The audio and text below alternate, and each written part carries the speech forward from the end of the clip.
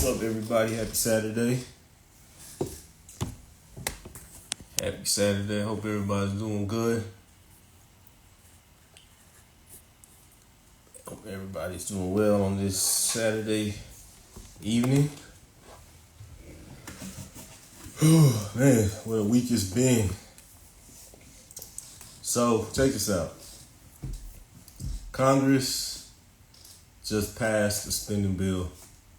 The president signed it. Of course, he's going to sign anything because I don't know. But it was $1.2 trillion. And I think it was like 1,000 pages. So all this is happening and nobody is talking about any of it. Nobody knows what's in it. When I say nobody, I mean like the majority of the American people. They don't know what's in it. They don't know how it's going to affect them. And what was all the rage this week? Yes, it was just Candace Owens not being at the Daily Wire anymore. That's if you frequent that space. But I need to stop saying but this is why I say that voting should not be a universal thing, because things are voted on by our representatives that we don't have any idea about. We don't know how it's going to affect us. And when you live in a system to where you don't know where things are coming from, it's kind of hard to fix problems. So I don't know what's in this bill. I need to stop saying I'm reading this article right here. It says earlier on Friday, in a 286 to 134 vote that came down to the wire in the House, as leaders scorched for the 2/3 majority needed for passage. Did you know that you need a 2/3 majority to pass a bill? Democrats rallied to provide the support to overcome the furious swell of opposition by conservative Republicans, infuriated by the bipartisan spending agreement to keep federal funding flowing for the Pentagon and Department of Homeland Security. All right. So that's the Department of Homeland Security I think it was created in 2001. Let me see, Department. I'm waiting for Lydia to come up. I didn't even tell her that I was going live. I thought she already knew. Department of Homeland Security. So until she comes on, I'm going to read this. Homeland Security.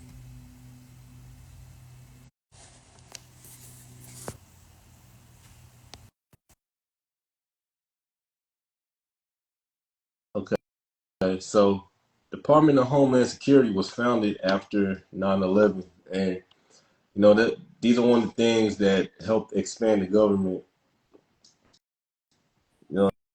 And the bigger the government gets, the more you have to fund it, because you have to pay people, right? Because people that work in the government are not slaves, but we are, allegedly. Okay. So keep federal funding flowing for the Pentagon and Department of Homeland Security. The hard right balked as the vote was still going on. Representative Marjorie Taylor Greene of Georgia began the process of calling for a vote to oust Mr. Johnson. Greene told reporters on the House steps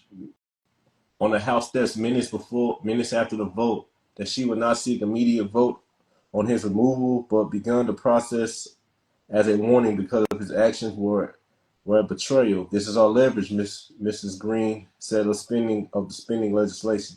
This is our chance to secure the border, and he didn't do it. And now this funding bill passed without the majority of the majority.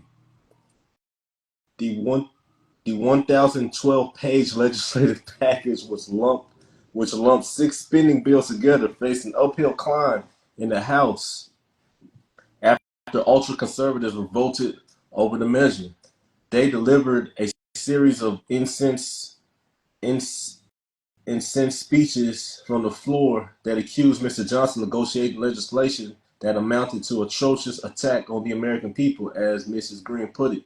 No other Republican has publicly supported ousting Mr. Johnson, and Democrats have signaled in recent weeks that they might be inclined to help protect him as the face of the GOP as he should he face the GOP threat to his post. I think he's the Senate, not the Senate, but he may be the House Majority or the House Republican leader. I don't know. I forgot his position. But the bill's passage came at a steep political price for the speaker, who was he's the Speaker of the House. He's the third in line to be president if something would happen to the vice president. All right. Liddy, did you get my request? I just sent you a request. It says the bill's passage came at a steep political price for the speaker, who was forced to violate an unwritten but sacrosanct rule among House Republicans that Mrs. Green alluded to, against bringing up legislation that could not draw support from the majority of their members. Just 101 Republicans fewer than that supported it.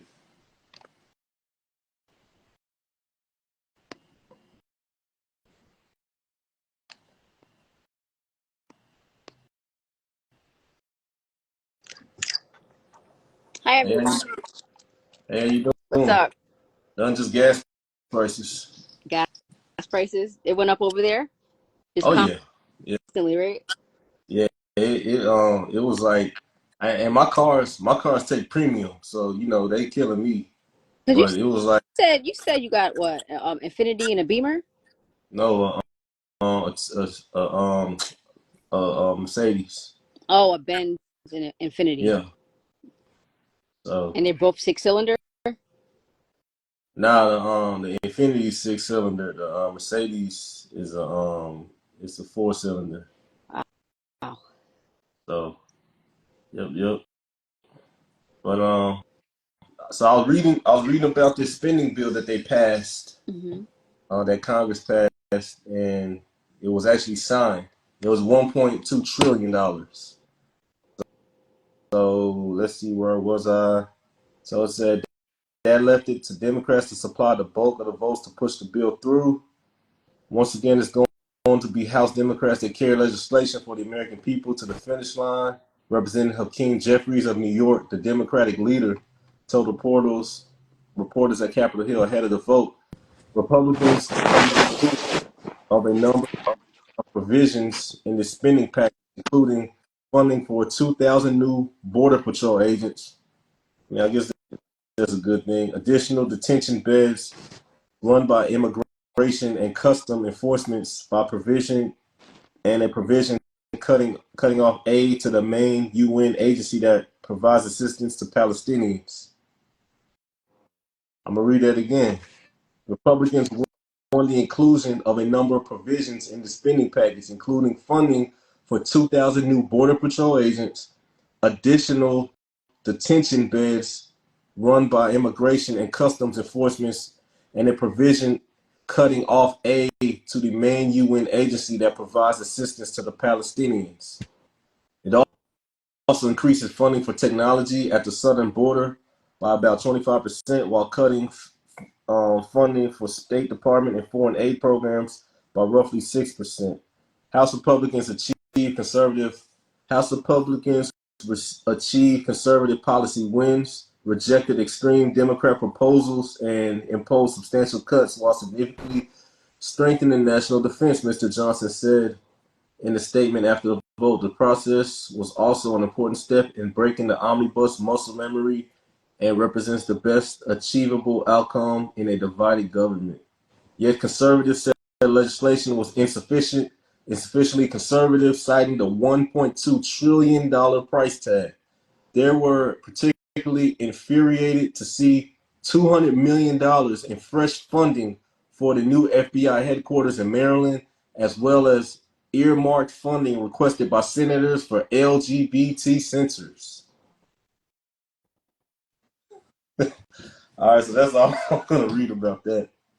How much in debt are we overall? 34 trillion. That's including what you just said. Not even, right? No. Yeah, that's pretty much not including what I just. So they haven't turned on the money printer for that yet. So let's see. I'm gonna look something up right quick. National debt for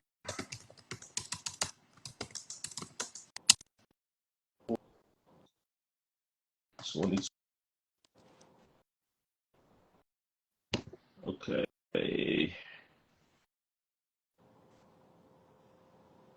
I think we're kind of getting really irresponsible how we're just letting people rob us and rob our children. Blatantly. Yeah. Okay, so this is, I think this is millions. Okay, in millions, in billions. Wow. So 1,000 billion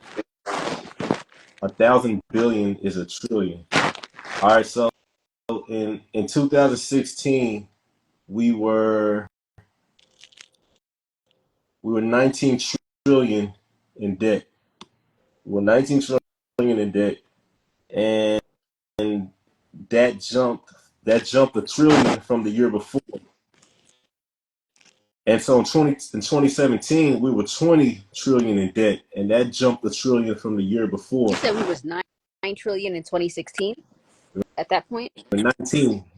Oh, we was 9 trillion. 19 trillion. Oh. And then in 2017, we were 20 trillion. That's a $1 trillion increase. In 2018, we were 21 trillion. That's a $1 trillion increase. In 2019, we were 22 trillion. Wow. And check this out. So every year, the debt increased by $1 trillion. In 2020, so we found out in 2019, we were $22 trillion, right?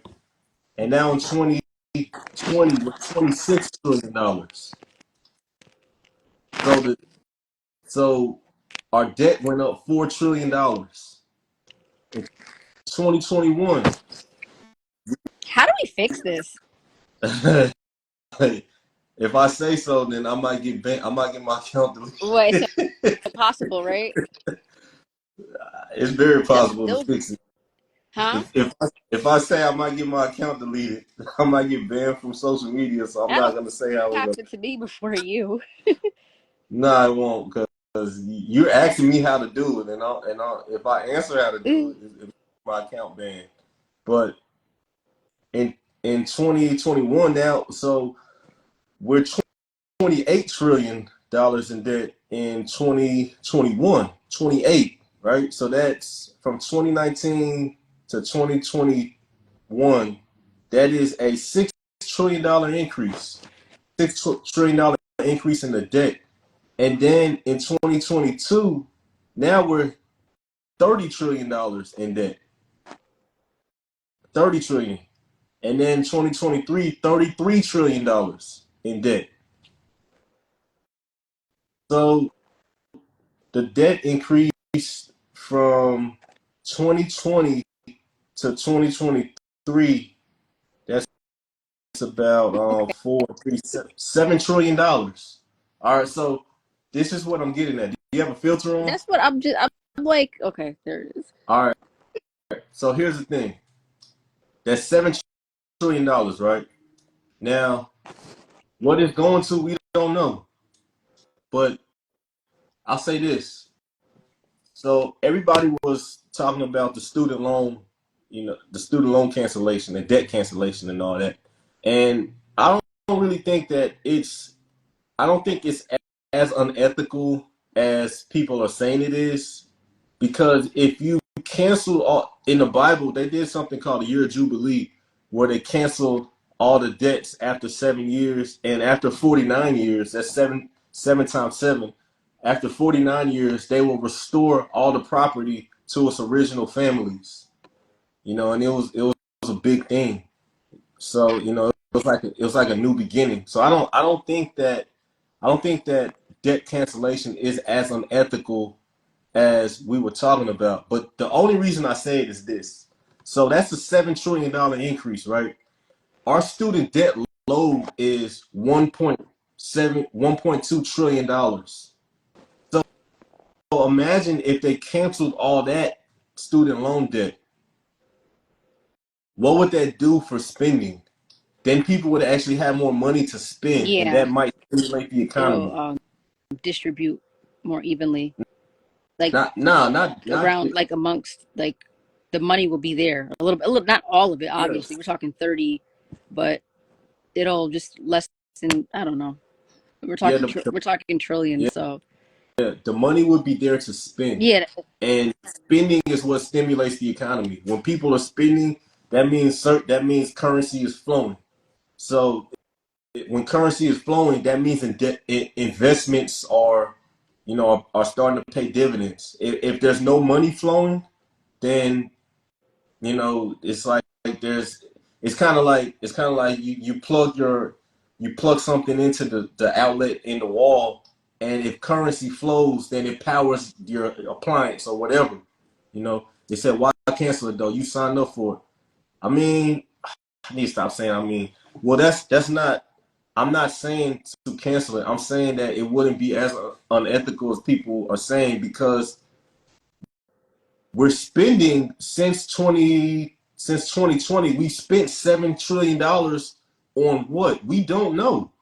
We don't know what we spent $7 trillion on. So what I'm saying is they're spending money regardless, and a lot of this money that they're spending is going overseas. And guess whose money it is? It's your money. It's my money. your average student's money. It's an Yeah. it's taxpayer money. The Mm-hmm. government is not they're not a for-profit organization. They're they're a highway robbery organization. They rob us and they coerce That's us a different with taxation. perspective. You know? That's, I can see what you're saying though. So I'm not saying that we should cancel. I'm not saying that, but I'm saying that it wouldn't be as unethical. What is unethical is them passing all these spending bills and us not understanding where that money is going, and there's no receipts of it or anything like that, and us having no say so. I just read earlier there's spent 200 million on an LGBT center. Do you support that? Why build that? I'd rather they cancel student loans than At build that. this point, yeah. And if you ask an LGBT person, they might agree with me. So that's what I'm saying. I'm not saying just to cancel it. I'm just saying that we need to actually look at this money printer that you're just running away with. That's what I'm saying. So, but No, I think that makes sense. Just like, and you're speaking to particularly where we're at. It's not like you're saying it's back in 1985 or just where we're at. Just at least some, like, I don't know if the viewers are thinking like you're putting out like a socialist ideology, but I don't think so. well, it's in the Bible. The year of Jubilee debt cancellation is in the Bible. So, I think it sounds like a distribution thing amongst Americans. well, So, I don't. like, you know, I'm not. like a solution, in other words. Well, I'm saying that I wouldn't say distribution. Distribution is when you give people money and then you distribute it. If you cancel their debt load, then there's more money that they get to keep to spend and to stimulate the economy. Yeah, so that's like, you know how Kamala Harris was kind of like, oh, let's put people on a better footing. So if you do that, or hypothetically, I'm saying, if that's having students on a better footing. No, she doesn't want to put people on a No, better I footing. I know her equity is like the pathway to Marxism. I know that, but what you're saying is like, I don't know. I do think at times everybody needs help. And I think I agree with you. I'm saying this situation would be one of those things where it will put students, whether you're a teenager or you're going back to school at 35 or X amount of years, however old you are, it'll put you back on good footing.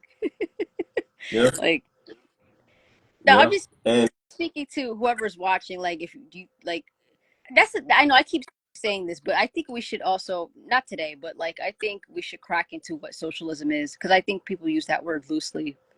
And I don't think people have a understanding, especially like you're talking about depth that we're in You said what, 30 trillion in debt? 30 I don't know. trillion. I just think people should understand socialism better.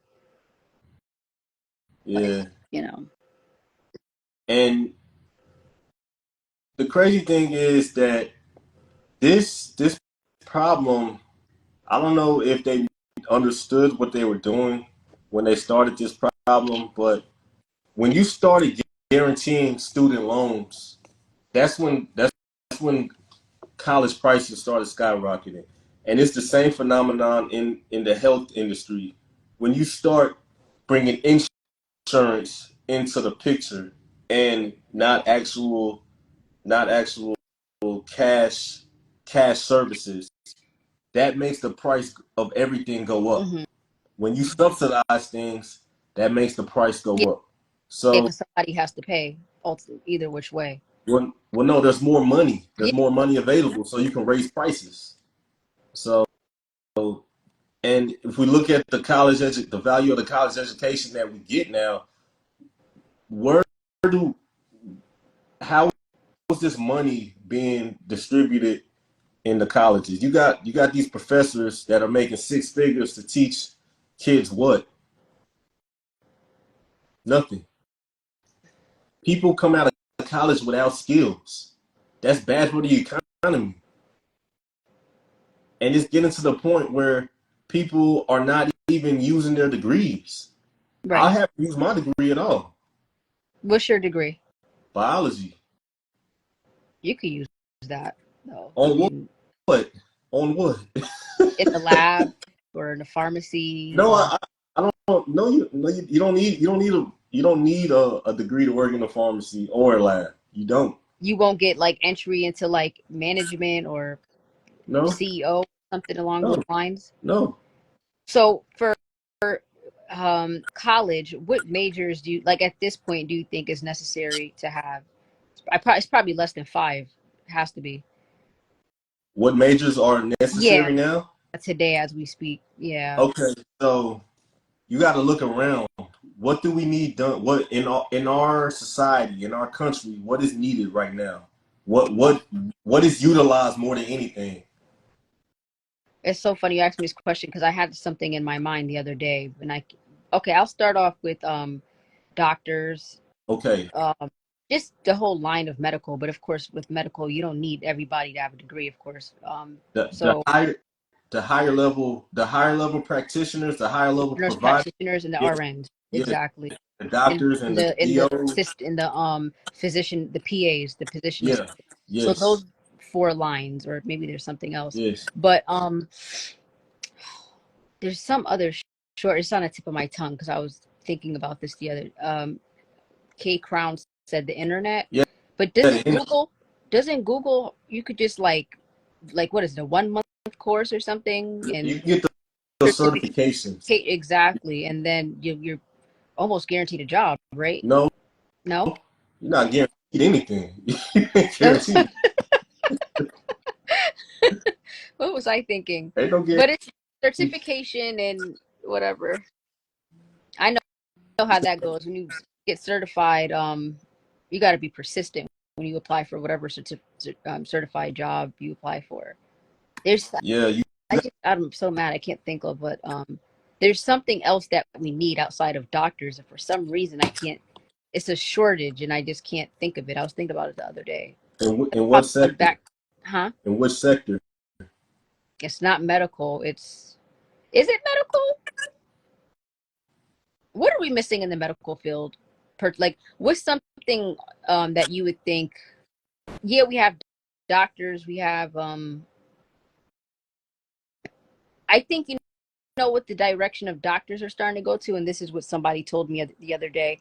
I think they're all going to the direction of like kind of making it all in one. Like, okay, this is no, not that. No, everybody's going into specialties, so I think that's probably okay. That's that's not gonna last. It's not going to last, right? I don't I'm I not don't think it's gonna last because first, just but because what I know, from what I know hey, that's about fair. about Hmm. health science, it's not gonna last because general doctors used to deliver babies. Now OBGYNs do it. Yeah, So That's what it is. There's, you know how there used to be, I think that's kind of what you're saying, like there used to be family practices within your PE and or I mean PC, your primary care physician. Um and people are just splitting. Yeah, It's good to have a family practice because it's all specialties. It's literally a family practice. Like it's literally, oh, I see you and I can see your wife, I can see your daughter, I can see your son, and everything is, especially if you have a primary care physician that treats everybody differently. You know, you have your own ailments or you have your own health and stuff like that. So, but I think people are kind of getting separated. So, yeah, because you got like, for example, you have an orthopedic, but then you also go to like a podiatrist, which yeah, which is a branch of orthopedic, yeah. literally down to the foot. And it's better, it's just better, in my opinion, it's just better for a podiatrist to just stay orthopedic because you'll get that extra line of money for yourself as a doctor, and it's still orthopedic at the end of the day. And you might as well team up with chiropractors and physical therapists and have that wing of everything together if you're smart about it with business. But I don't know. An an orthopedist is not a real doctor to me. They're How about just a more so. chiropractor? Same, right? Nah, chiropractor is a real doctor. Wow, that's an interesting. They're real I doctor. thought that way. Explain. Well, first of all, chiropractors, most of them don't take insurance, so they have to get results. And also, the principle behind chiropractic is nerves come out of your vertebrae, your spine. You got nerves that come out of your spine, right? If your spine is supposed to be straight, and if you turn to the side, it has like a curve. It goes like it's like an S shape, and then at the very bottom near your pelvis, it curves like towards your butt. So if you have any kind of distortions in your spine, then that's going to affect your nerves. Your nerves carry the electrical signal to your muscles and your organs to tell them to fire off, or to tell your heart to pump, or to tell your heart, I need this much blood, or whatever. Or it may get to a situation where a nerve is pinched and that impedes the function of whatever organ that nerve is going to, or it just hurts like hell. So they have to be able to feel all that. They have to be able to look at you and see, what kind of imbalances you have, and use their hands to adjust you, Yes. so you get optimal function. So yeah, that's real medicine. Yes. Like they crack people's back and all of that stuff, like all different angles of different stretching and stuff like that. But I thought on paper, like I said, I must be saying it in reverse. I thought on paper they're not considered what's it called? Maybe I'm talking about physical therapists. Well, One of them, put it like this: orthopedic, chiropractor, and physical therapist. One of them is not a doctor, and I think I'm saying it like, I don't know. I think I'm saying it backwards. they're all They're all doctors. When you mean a doctor, I think you're talking about a prescribing doctor, one that has prescription privileges or prescribing privileges that can prescribe medications. like, no, MD, You said what? medical doctor. Oh, no, no, no. A chiropractor is not a medical Yeah, doctor. that's what I'm They're not talking about. a medical doctor. An orthopedist Yeah, is a medical doctor. yes, that's what But I'm saying. Like, yeah, that's what I was saying. Like, the orthopedic is a medical doctor, but the chiropractor isn't. yeah, Is yeah. huh? Hmm? You said they are or they're not, They're not. and neither is the physical therapist, right? No, they're not. Yeah, I was literally, I was talking about MD. So Did you know that there was a propaganda campaign in early, or I think the 19 teens? yeah, And breaking up. can you hear me now? Now I do, yeah. Was it the picture or the sound? Both. Hmm. It like fuzzed out and fuzzed in or But whatever. You can see me now, right? Yeah, now it's good. How many fingers do I have up? None. That's nah. You can't see me. I have four. Stop. And nah, but there was a war in the 19 teens over the medical philosophy in the United States because most of everything back then was herbal. And this is where we get the Rockefeller influence on the medical schools. Pharmaceutical. He was into oil, so Mm-hmm. he funded the medical schools, and now they're indebted to him. So they have to do what he tells them to do. So that's why a lot of doctors nowadays, even back then, there were a lot of skilled doctors that were actual real scientists. Nowadays, doctors are not real scientists. Google They're just doctors. medical. You said what? Google doctors. They're not even Google Just doctors. Hell, I can. You, like how certain mechanics, for instance, like I don't know. I say the same thing. I look at mechanics as being the doctors of the cars, right? And I kind of like similar on the same spectrum. I feel like some of these new mechanics are just, they're Google mechanics. Like I don't know. yeah. Everything is has become instant, quite obviously, and it's funny because with chiropractors, I've met like three chiropractors. Not for me personally, but just conversing with them. And I remember when I was younger, I used to think of them as being weird, and it's probably Hold that. okay. Hold that thought.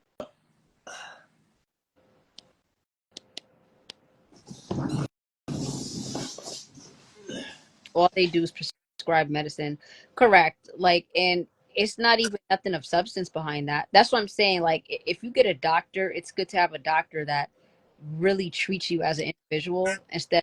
Oh yeah, I got to see you at 9 o'clock, and I got to see my next patient at 9:45, and they're just like rinse and repeat, straight up routine. Like, you want to have a doctor that's like, you know, are you diabetic, or how is your prostate, or how is um your your lipid panels, like, and all these the whole cards. I think everybody should get tested for like testosterone yearly, and just there's like a number of good tests that people should do, and they Why should. do you think that? Huh? Why do you think that? Testosterone for men and women, because just to see like the balance within the testosterone, progesterone, and estrogen, and it's just good to know. Like, you do your blood work, or typically you should do your blood work every year, like your vitamin D, iron. Um, I think add the B complex as well. It's just good to have the whole spectrum, in my opinion. Just so you, I don't know, just so you know, like your hormones and everything. Yeah, I asked that. Mhm. You said It what? costs, but your health is your health. You got to take care of yourself. Yeah, I asked that because I actually agree with you. Because I was watching a doctor earlier on a TED Talk, and that he said that he had a situation when he was like 30. His wife was 39, and he was 39, and their sex life was boring as hell, and she was experiencing all these symptoms, and he didn't know what was going on. He was an OBGYN, and I'm thinking, what an idiot! Like he He has, should have checked. He should have checked. You said what? he has the quickest access to know. Yeah, but see, he didn't understand basic medical science. If you have low sex drive, man or woman, that means your testosterone is shot. And Exactly. then if a woman has vaginal dryness, that means her progesterone is low. Yes. So, and if your progesterone is low, your testosterone is going to be low as well, because your testosterone is the only hormone that is responsible for your sex drive. Hmm. So if your testosterone's low, then of course it's gonna be dry down there because you're gonna be like you're gonna be Out of like whack. yeah, your body, everything in your body is instructive. So Yeah, like good tests to vitamin D, your cholesterol, your sugar levels, testosterone, B complex. What else? I'm missing something. you Mm, say thyroid.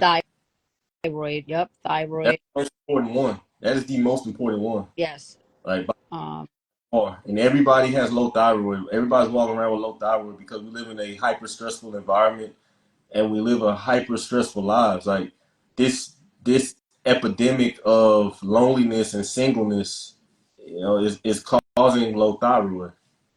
Yes. And So, from remember the standard, when everybody does their annual, the standard blood testing is the CME, the CBC, which is your iron, your blood cells, leukocytes, like all those things. It's like about a good four tests, and yes, the TSH, which is the thyroid, that's in there. Um, Vitamin D. It also depends on the doctor. That's what I'm saying. It's like some doctors are thorough. I don't want to bunch all these doctors in one boat, but some of them are thorough. And if they're really thorough, they do testosterone every year. But everything is based on insurance and stuff like that. I remember I used to be able to go to my OBGYN. And what I used to do is when I was working at Quest, they make you do like a wellness test every year. So I pretty much took that as my physical, but it had way more tests than your average physical blood work. And then I was like, okay, when I go to the OBGYN, I'll just do another CBC and I'll just do thyroid and vitamin D. That way I have one that's given to me at my job, and then I'll do another midpoint check within my OBGYN exam, and it'll cover it. And then now they're doing things where like at certain OBGYNs, like if a woman is not pregnant, they're not even really doing that many tests, because women should do CBC and iron testing if they sometimes twice a year, because women tend to be anemic, but they've kind of over the past 3 years or so they've limited that, and it's so weird. I don't know. well, I think that I think we should focus more for women on their thyroid health because a lot of Yeah. women have low thyroid, and if you have women have low thyroid, everything else is gonna be out of whack. Y'all already like inherently bipolar. Just now, I'm playing, Hello. but uh, yeah, yeah, Yeah, thyroid is serious. yeah. Anyway, but what was I gonna say? I was gonna say one more thing. What's up, Hey, Kuheen? Cool. I was gonna say another thing. All right, so check it out. You've been on your own. How long you been on your own?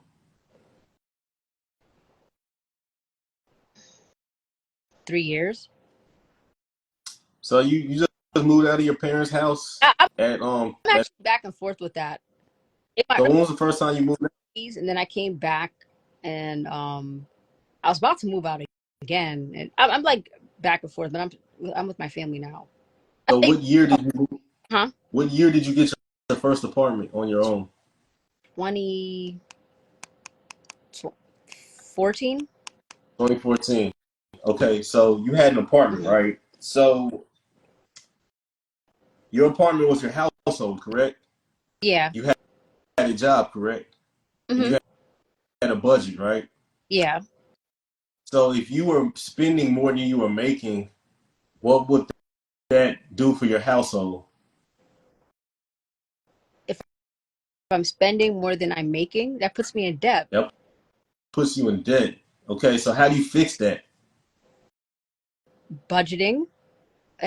Well, yeah, well, but what would you do? What action do you take to fix it?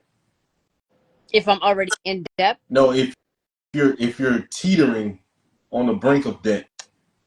Oh, there's tricks. There's like, you first of all get what you need, not what you want. Make sure all your bills is paid, and there has to be strict limitations.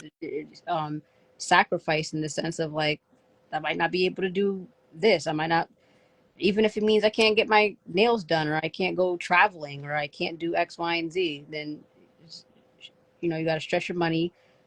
Meal prep your food. Make sure you have food, snacks, lots of water. I don't know. It's survival.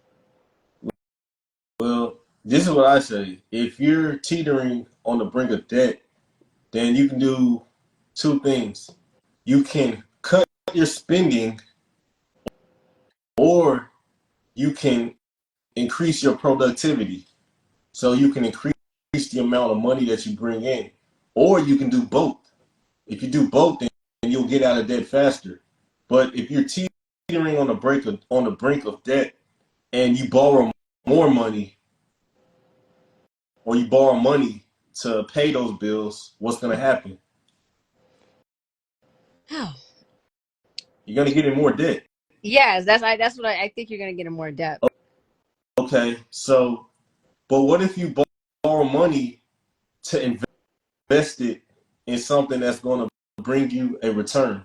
What if you do that? Would that help your household? Borrow something to give it in return. Yeah, you borrow money to invest that money in something, so it'll Gonna grow. be It'll grow the money. only way that I would do that is if I know, like, I'd probably do that around the month of like October, November, and then because I know income tax season will come around, and that'll be like a pillow for me, Hmm. and I can use that money income tax. Don't splurge, don't do nothing crazy. Take that lump sum of money and pay that back, and then put myself even. Okay, so Other job, get a side hustle or something, and then I'll just be. I don't know. That's how I operate. basically, you're saying you're going to increase your productivity. Yeah, increase my productivity and get a, like, if that you're considering that alone, right? No, Like, you got a loan to invest, but you also increase your productivity, correct? yeah, because I want to be able to. I'm gonna make sure like I get that loan closer to income tax season. I'm gonna stay strict and budget my money for the Hmm. bulk of the year, and if I get that loan, I will make sure it'll be towards the month of October or November, and that way January or February, maybe practically in March at this, because it takes longer to get income tax nowadays. Um, and it'll be paid off right there. Won't affect my credit. I won't be in debt, and then that'll be that. And like I said, then I mean, also in the midst of that, I'll add the productivity. It'll just be balanced more towards the positive rather than being in debt on a negative. So I don't know. Those are the type of stuff that I do. So not that I've got one just to get it, but So I you don't can know. you can do all that to structure your budget in your household, right? Yes, So all that is just basic it's economics. economics. Yeah, but Basic It's basic economics. Now you blow that up. Now let's say your household, right? hmm You blow it up on a large scale. Those same principles still apply, right? yeah, it'll be bigger, stronger discipline, and a huge point of accountability because I got to pay that up. Um, I don't know, more money, more problems, but I got to work harder and save more if that's the. So, but you never said anything about cutting your spending. I did to begin with. That's Okay, gonna make okay, that's habitual. So you have to okay, how to make things stretch. Yeah, yeah, yeah, okay. So why don't our government do the same thing? that's a good question. Because I think for them, the more handouts, the more merrier. So I No, don't. There's no, you know why? Because it's not their money. That's why. It's your money. That's why. So that's why I'm saying that the economy and the market are the most important things in any election. No, but it is the more the merrier in the sense of just having people depending on them because it goes back to what we said a few minutes ago. Like it's a never ending cycle. Like Yeah. that, or if you're like in a certain state of mind, with your dependency, you're gonna be stagnant and you're gonna remain there.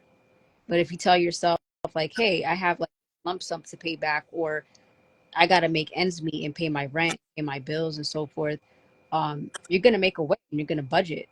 Budgeting is key and being responsible is key, and that's a sacrifice within itself. So But our government they don't budget. They're irresponsible. I see that. So how do we fix that? Um, less Don't answer. Don't answer it. It's okay. what? Less government. Yeah. How do you accomplish that? Well, I feel like it goes into everything I said in my answer. Like, just you got to be responsible for yourself, and you got to sacrifice, and you have to develop these budgeting tactics. Be more responsible for yourself. Like, you know, So the only way we can accomplish that is we have to roll back some of these laws that were passed. So I look at the Department of Justice. Congress enacted the Patriot Act by overwhelming bipartisan margins, arming law enforcement with new tools to detect and prevent terrorism. The USA Patriot Act was passed nearly unanimously by the Senate, 98-1. I wonder who voted against that. I'm gonna look them up. And 357 to 66 in the House, with support from members across the political spectrum. So which senator voted against the Patriot Act?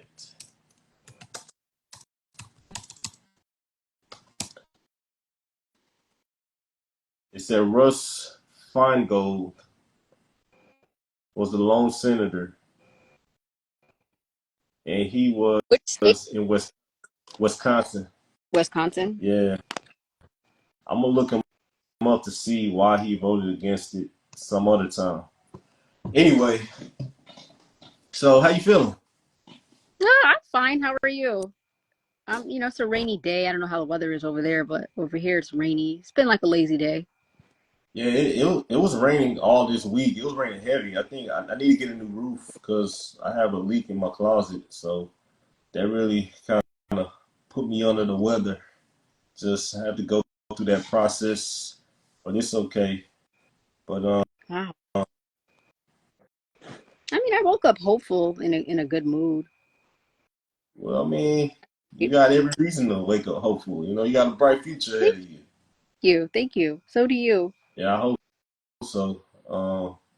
So what's you been like? What content have you been focusing on lately this week? This week, well, I've been catching up with like, for instance, we did our live last week. I've been posting segments of our live even from the last previous Saturday. So I felt like, I was slacking. So I was kind of happy, for the past 2 days that like I caught up with, the sectors of the video so that I could upload it. Um, and I've also been doing content in between too, because I'm trying to like be on a schedule, not schedule. Yeah, you could say on a schedule. I'm trying to stop. I don't want to lose the focus of my content overall because I feel like I've been slacking in that area and I've done that in the past. And so I like to do my segments of posting our videos on my YouTube or sharing snippets or like reels and stuff like that. And then but yeah, I was like I caught up with like because today this is episode 7 for us. So I over this week I pretty much uploaded like 6 and 7 into different sections, and I know today I uploaded the Candace Owens video of like about her and um, Daily Wire parting ways, and what else have I posted? And I'll post like little funny stuff in between, little reels and stuff like that. They aren't going to give up power. The idea is to take our rights away, take over the world, make us slaves to the beast. Yep, that's so true. So what do you think about the Candace Owens? And I asked you that having already seen your video. You said you have seen it or you haven't? I saw it. Yeah, I saw it. Yeah, I don't think she got fired. But by me saying that, it doesn't take away from, what the scenario was with her in Daily Wire. It doesn't take away from that. It's just I understand marketing and I understand strategy, and um I don't think she got fired because, like I said in the video, I remember it was March 19th of 2021, and I shared like because that was her debut episode with the Daily Wire, and that was March 19th, 2021, and her last episode was March 19th, 2024. So is that a coincidence, or does that mean that the contract is up? Just that by itself doesn't mean I'm taking away from how the rabbi disrespected her. I can't even that rabbi like because I told you I didn't get the chance to see the whole I don't know what was it 2 hours, but just snippets of me seeing that like that guy's the devil, like that was disgusting. Like that was horrible, evil. Like that was the way he was talking to her like that. But Yeah. I'm still, obviously I think like a scale, so I take that for what it is. I don't underestimate it by all means, but I think that it I don't think that she was fired. And I think, I don't know if I told you before, but like I said in the video as well, she almost said the quiet part out loud to the Breakfast Club when Charlemagne had asked her, what was the, if he's saying like, if you feel like, that part when Ben Shapiro was like, well, if you feel like it's too much to take money from the Daily Wire, you should quit. I never interpreted that as him saying he's going to fire her, because the whole thing was about her putting out a scripture saying you can only choose one master, choose God or choose money. And then Ben Shapiro said, well, if you feel like you're taking money from the Daily Wire coming in between you and God, then you should just quit. And when Candace is saying that he doesn't have the power to fire her, I believe her. That's what she's saying. So I believe her. Yeah, I don't know who interpret that any different. There's really nothing to I interpret think it. I, not just from the Breakfast Club, but the initial post itself back in November. That's how the majority interpreted it. They interpreted it as him saying he's going to fire her. I took it as I mean, him saying to her, you choose money every day. So if you noticed, like when I attached that part, she almost said that out loud. she she was like, I don't know. I think he said choose money or daily what, and then she cut it off, and then she said, I was just talking about peace, and he chose something else. So she almost said the quiet part out loud. But the Breakfast Club, they're not able to catch that because they're too focused on, what's going on with the black community and how do you feel about the black community, and I'm going to sing good times and I want you to sing the rest of it. They're so focused on that they don't know how to ask her other questions. yeah, There's more to yeah, America than black people. yeah. The Breakfast Club humbled her, and it was a very low point for her. If they asked me that mess about the Will good Smith, time, mm-hmm, I would the fresh. be like, y'all can kiss my black ass. So when you Like say that they humbled her, in your perspective, they like explain that. What do you think? they brought her low to their level, to their degenerate, debased, simple simple-minded level. That's what they brought her down to, and then she just played along. I was like, this is a low point for her. But I think What did you think all in all? Did you think it was like necessary to have that episode?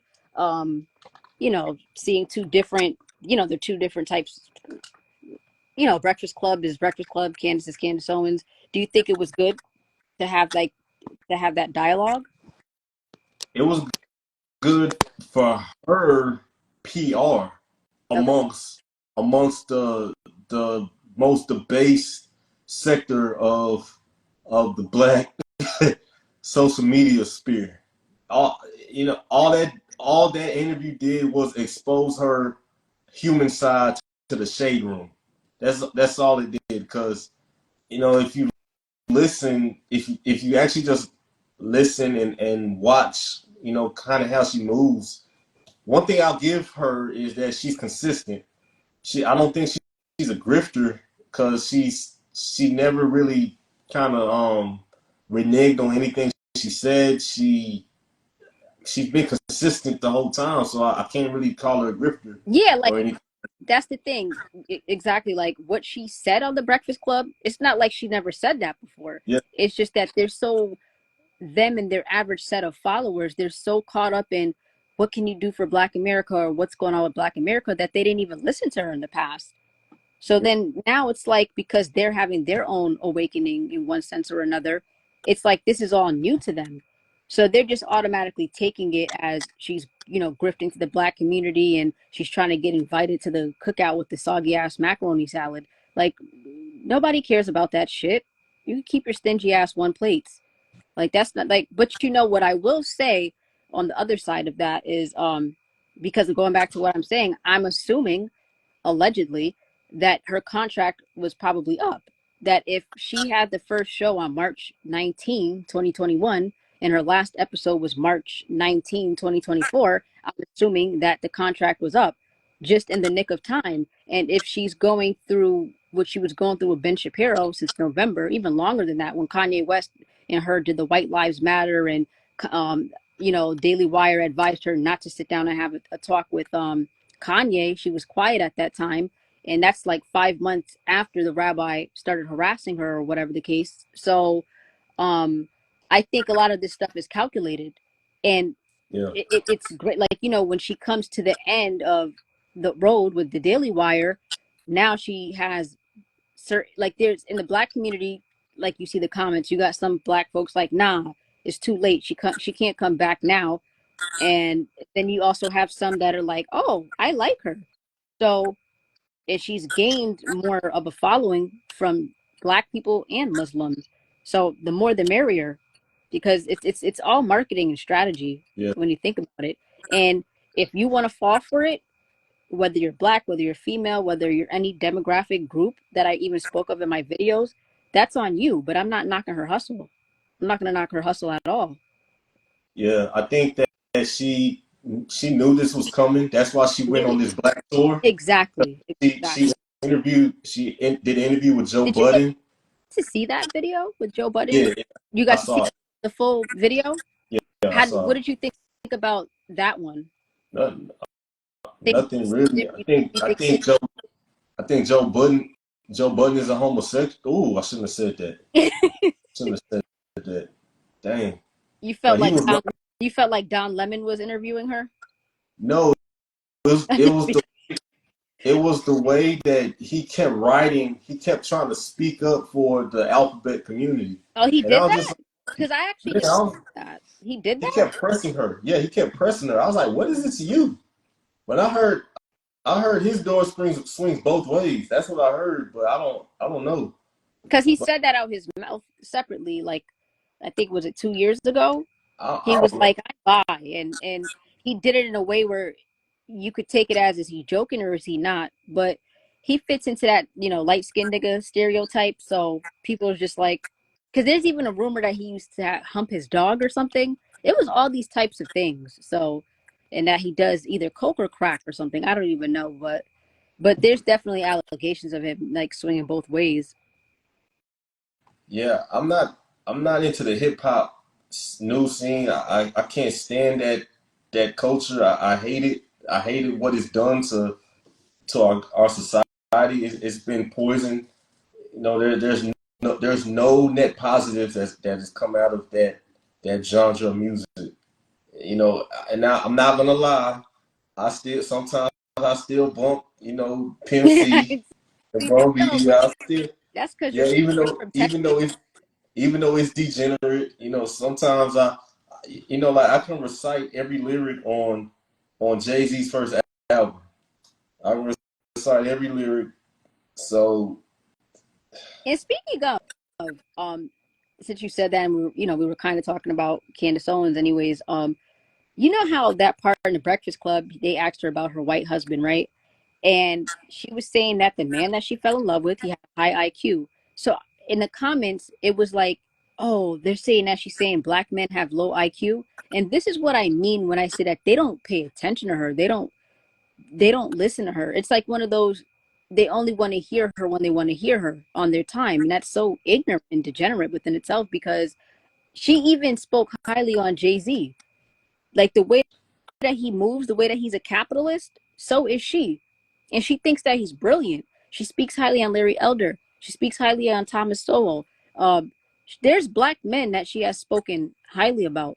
And I think they missed the memo. And it's like, it's not good enough. It's never good enough. they proved her point about low IQ. Why would she get with somebody with their kind of IQ? I understood exactly what she Yeah. said. People don't understand context. People just listen for words and they don't grasp the context of what she's saying. I know exactly what she means. I look back like the other day I was getting tired. I was about to go to sleep. I'm like, I was thinking, I said, I've dumbed myself down for years just so I can appeal to people around me. And every woman that I've been with, they never matched my IQ or whatever, or they didn't understand. They didn't really understand how I thought.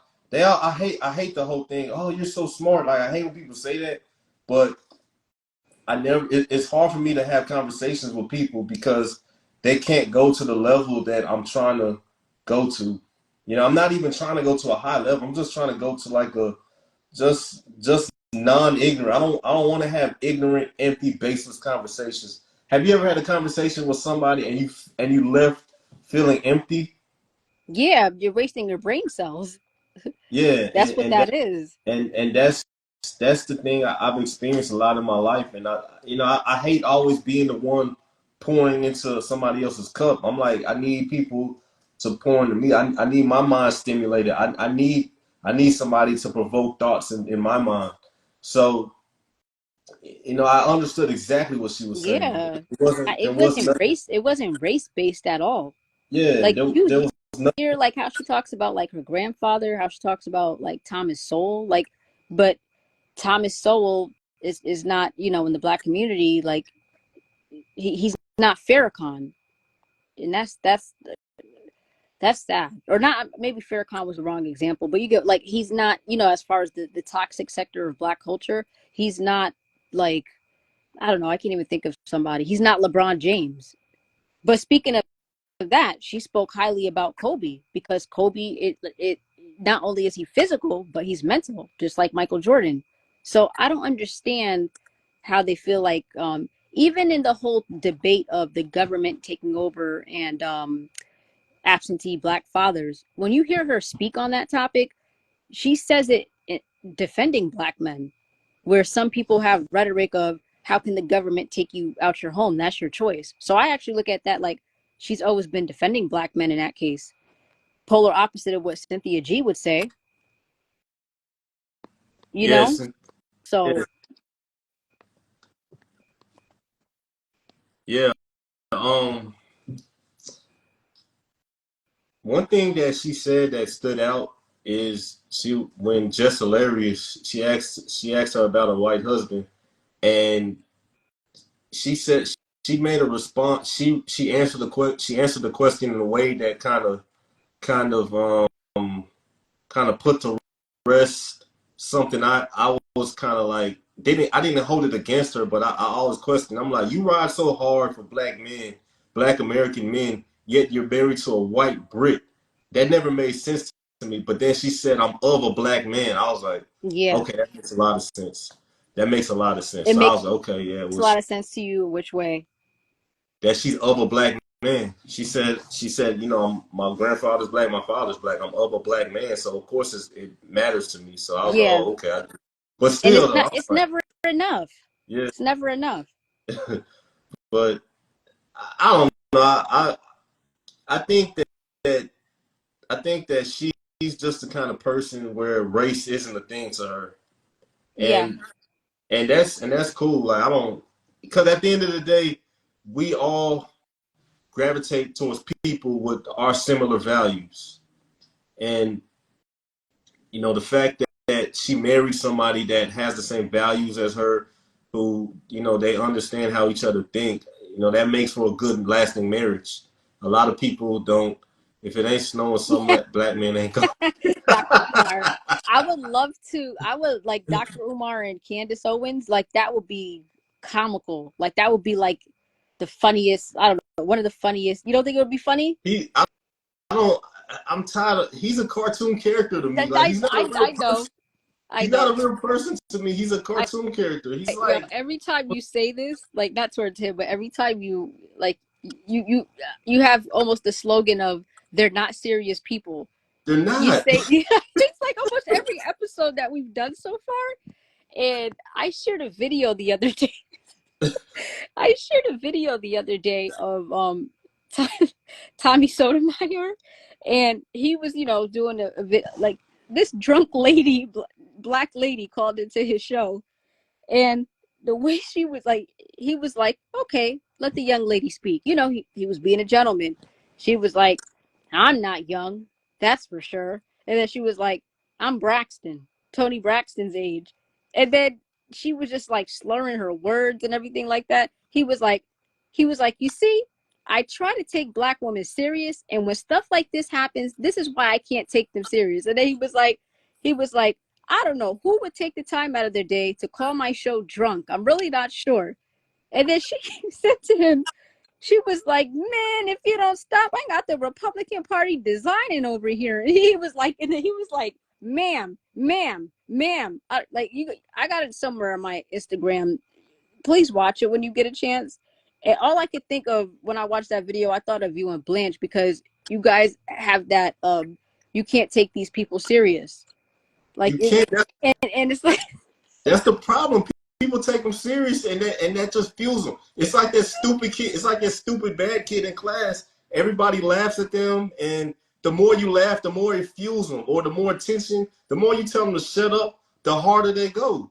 They only disappear when you just ignore them. so when Candace was saying to Joe Budden that she thinks black people are naturally funnier and just black people have a natural sense of humor, does that kind of go into what you and Blanche are saying? I know, well, you can't speak for him, but does it go into when you say you can't take these people serious? Is it also a sense of humor thing, like a natural sense of humor? Because I remember when we was talking about the boozy and Angie a few weeks ago, you were saying like even in their heart of all hearts, if that's what they're seriously doing, you was like you can't take them serious. So is that Can't. the sense? Is that the sense of humor in them? No, It's not. they're just not. No, look, I'm funny, but you can take me seriously. I'm hilarious. Like if you hang out with me, you're gonna be laughing all day. But I'm a serious person. Those people are not serious. Everything they say is so outlandish. They don't even believe their own rhetoric. That's what I'm There's saying. no way. So you don't think that's like a sense of humor? No, I'm funny. Like, but I'm a serious person. That's what I'm saying. Like, I think I'm I if you noticed by now, I think I just laugh at everything. So I think not. I'm a silly idiot, huh? No, I'm funny. No, I'm funny. Like, you ain't gonna take that from me. I'm Because hilarious. that lady, listen, you gotta you when you please watch that video with Tommy Sotomayor and that I drunk black seen it. lady. I seen it. I seen it. He said every time I try to compliment black women, they prove me wrong. He said something like that. I would listen. I don't know why. And out of nowhere, she said, "Listen, I got the Republican Party design." I started crying. Like I was like literally like, "What is?" I don't know. And you can't say that he wasn't being kind at first. You can't say that he wasn't being welcoming. You know, like it was just if King Kong consciousness hears y'all, yo, Man, even look, with Dr. Umar, like, what do you think of? Do you think he's like being funny on purpose, or do you think he's just that's just him? when you're cartoons are naturally funny. Like, I've never seen a serious cartoon. Like, I said maybe Afro Samurai, but even that was funny. It had its funny But I moments. used to, I keep saying it over and over, like, I used to be pro black. So what I used to take him serious at first. I don't know, this me cracking up is kind of like new. Like I don't know when I started laughing heavy. Like I think you know what it is because even with like black Muslim dudes, like when I would chill with them back in the days and they're wearing a kufi speaking Arabic, I would like be serious with like okay whatever we're cool. Nowadays, when I hear them speak Arabic and they're wearing a kufi, I just start cracking up. I don't like I don't. I think it's because of my change and my growth mixed with me just naturally being a silly person. But Dr. Umar, like like first of all, he repeats himself 3 times, and he has this slogan of "Black Queens Forever, Snow Bunnies Never," and he keeps talking about his school in Wilmington. And That kid, that 23-year-old kid, not kid, but that 23-year-old young man, King Randall, he started a school. He's 23. He started a school for he's real. thorough. Dr. Umar's like 50 something and still ain't started that school. He's been talking about that school since YouTube started. I And where and enrolled in it though. You didn't know that? you get your money back. You better off applying at DeVry or ITC Tech or one of those Remington College or one of those. You know the commercial. Hey, what you doing with your life? You don't want to count. You better off enrolling at one of those schools than his school.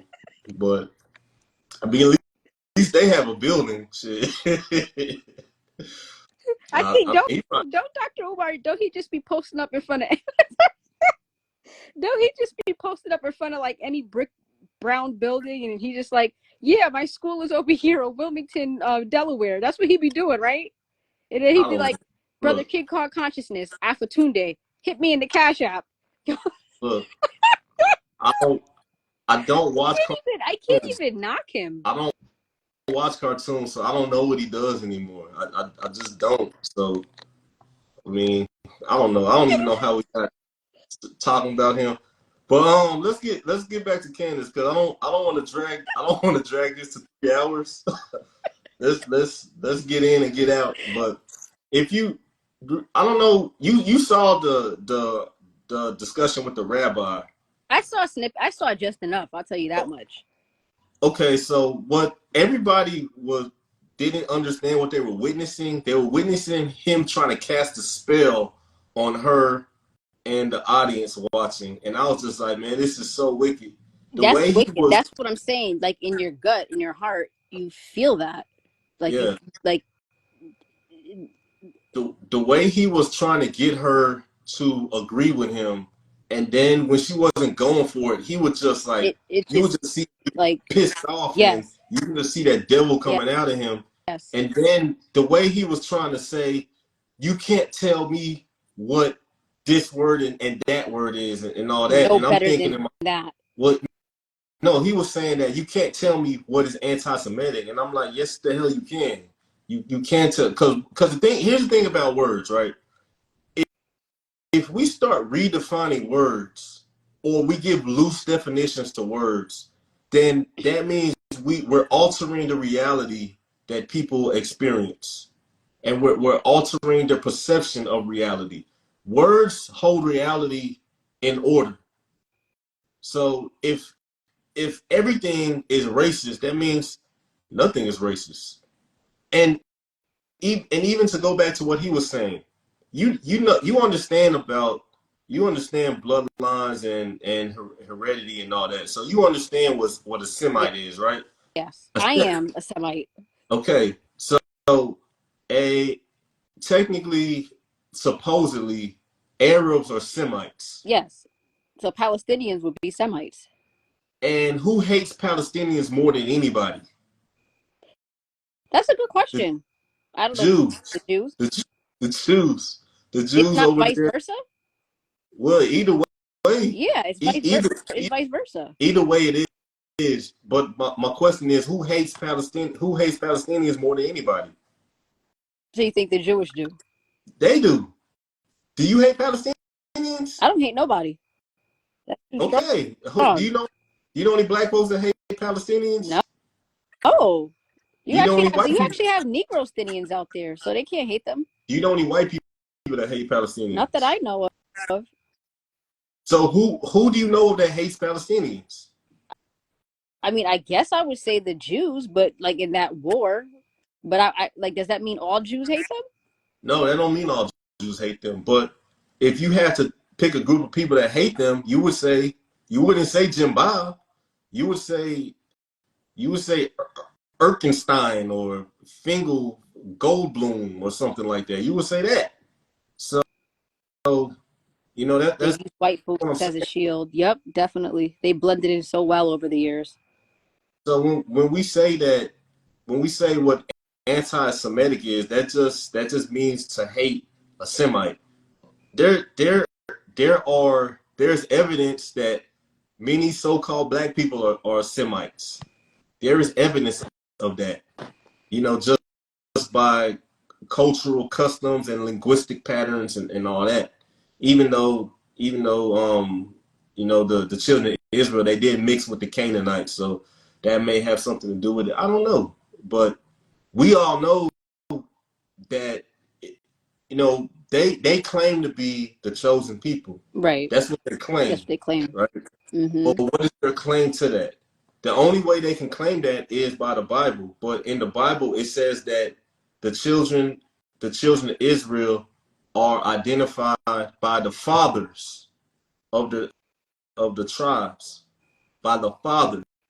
They identify their heritage by their mothers. Nowhere in the Bible is that a thing. Nowhere in the Tanakh, nowhere in the law is by the fathers. So that's the thing. Like that's why I hate this saying about mixed race. There's no such thing as mixed race. Everybody's the seed of their father. You think so? No, So it's not of the mother? And I'm not talking No, about Jewish. I mean that could be included, but you the no, the seed. seed is the father. Uh, And I'm just yeah, having, huh? yeah. You came out of your mother, You right? came out your mother as a Okay. product of your father. Who put you there?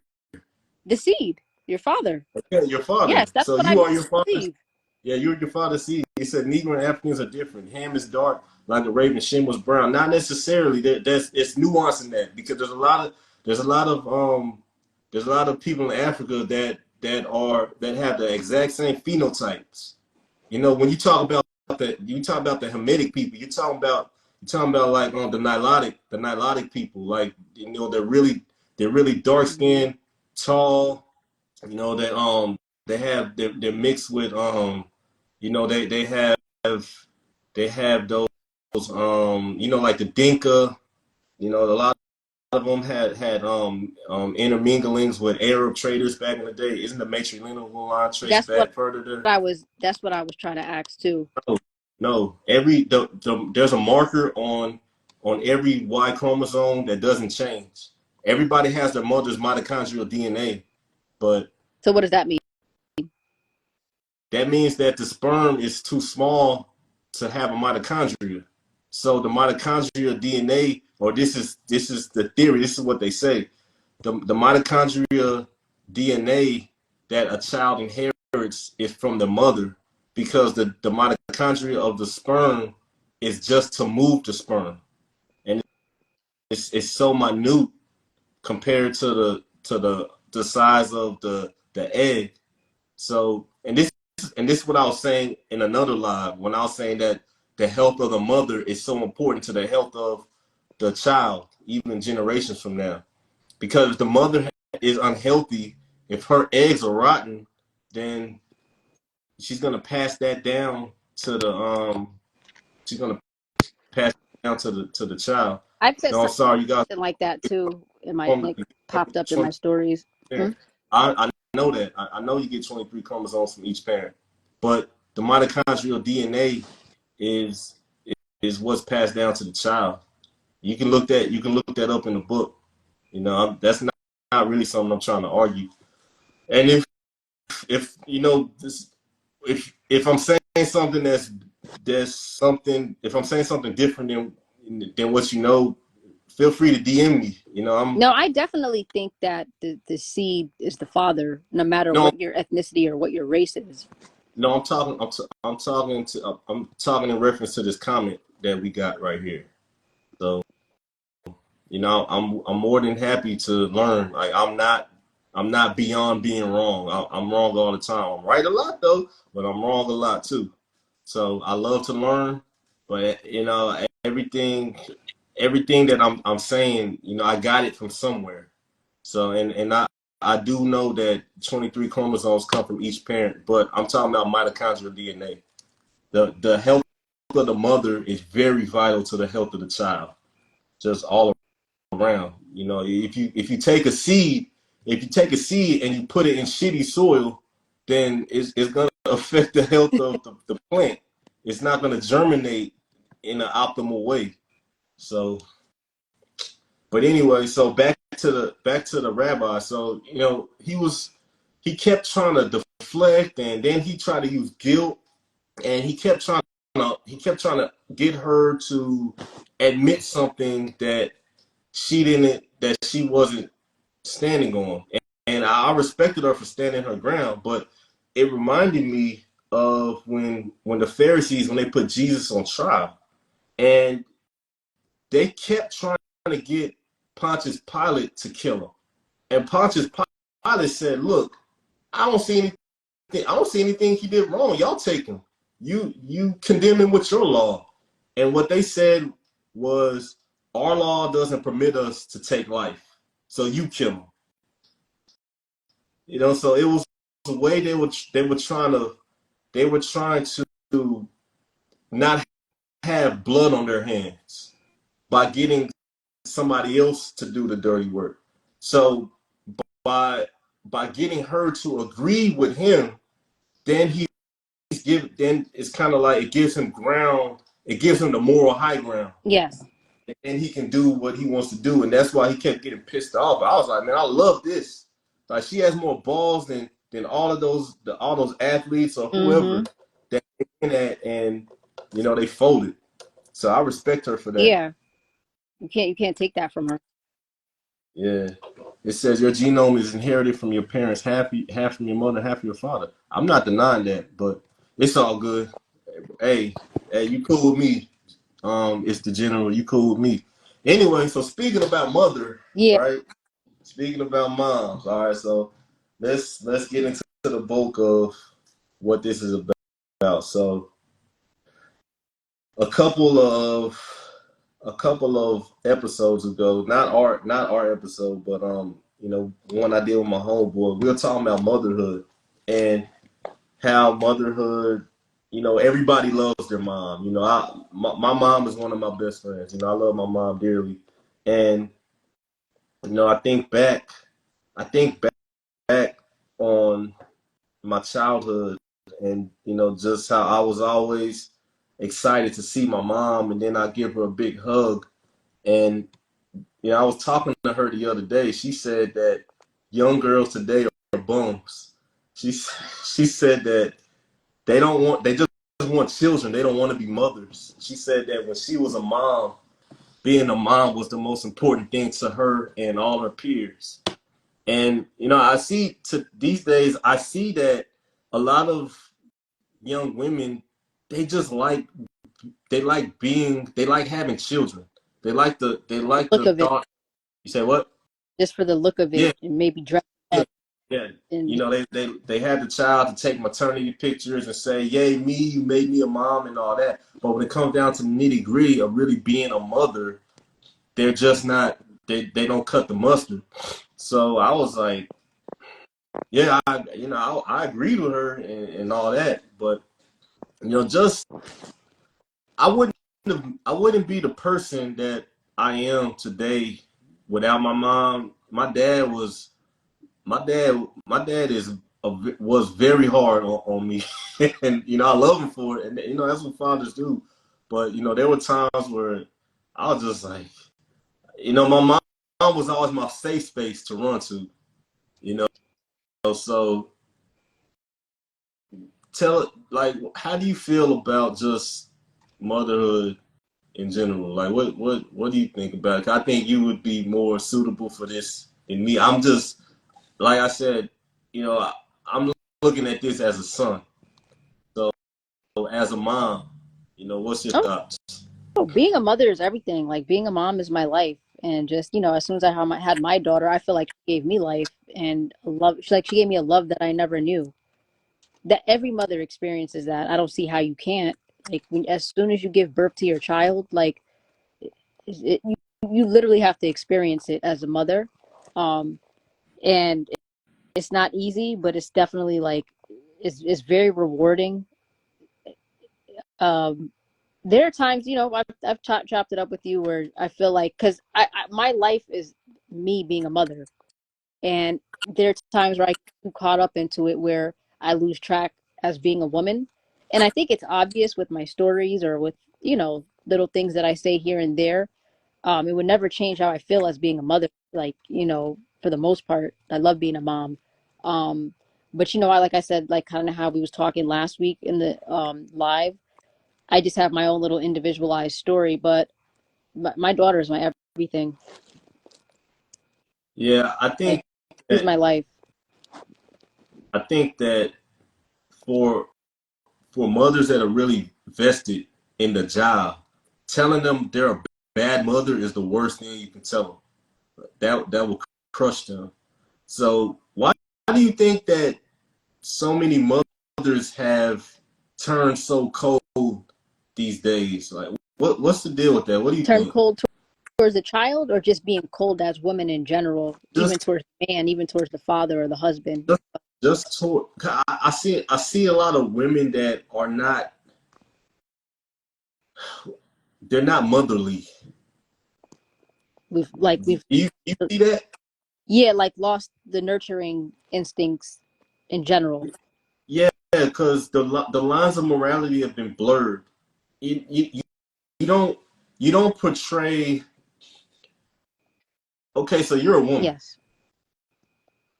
So if you're around men, you're a woman. You're a woman, right? Yeah. So when a man sees a woman, he's like, yeah, I'm like, dang, she fine, she pretty, I wanna get to. I'm a sweetheart. I'm a softie.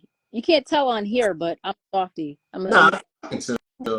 I can tell. Like, nah, for real, for real. I'm good at evaluating. I can see through a lot of fluff that people put up, but I'm not saying you put up fluff, but I had to learn to really just look at people for who they are.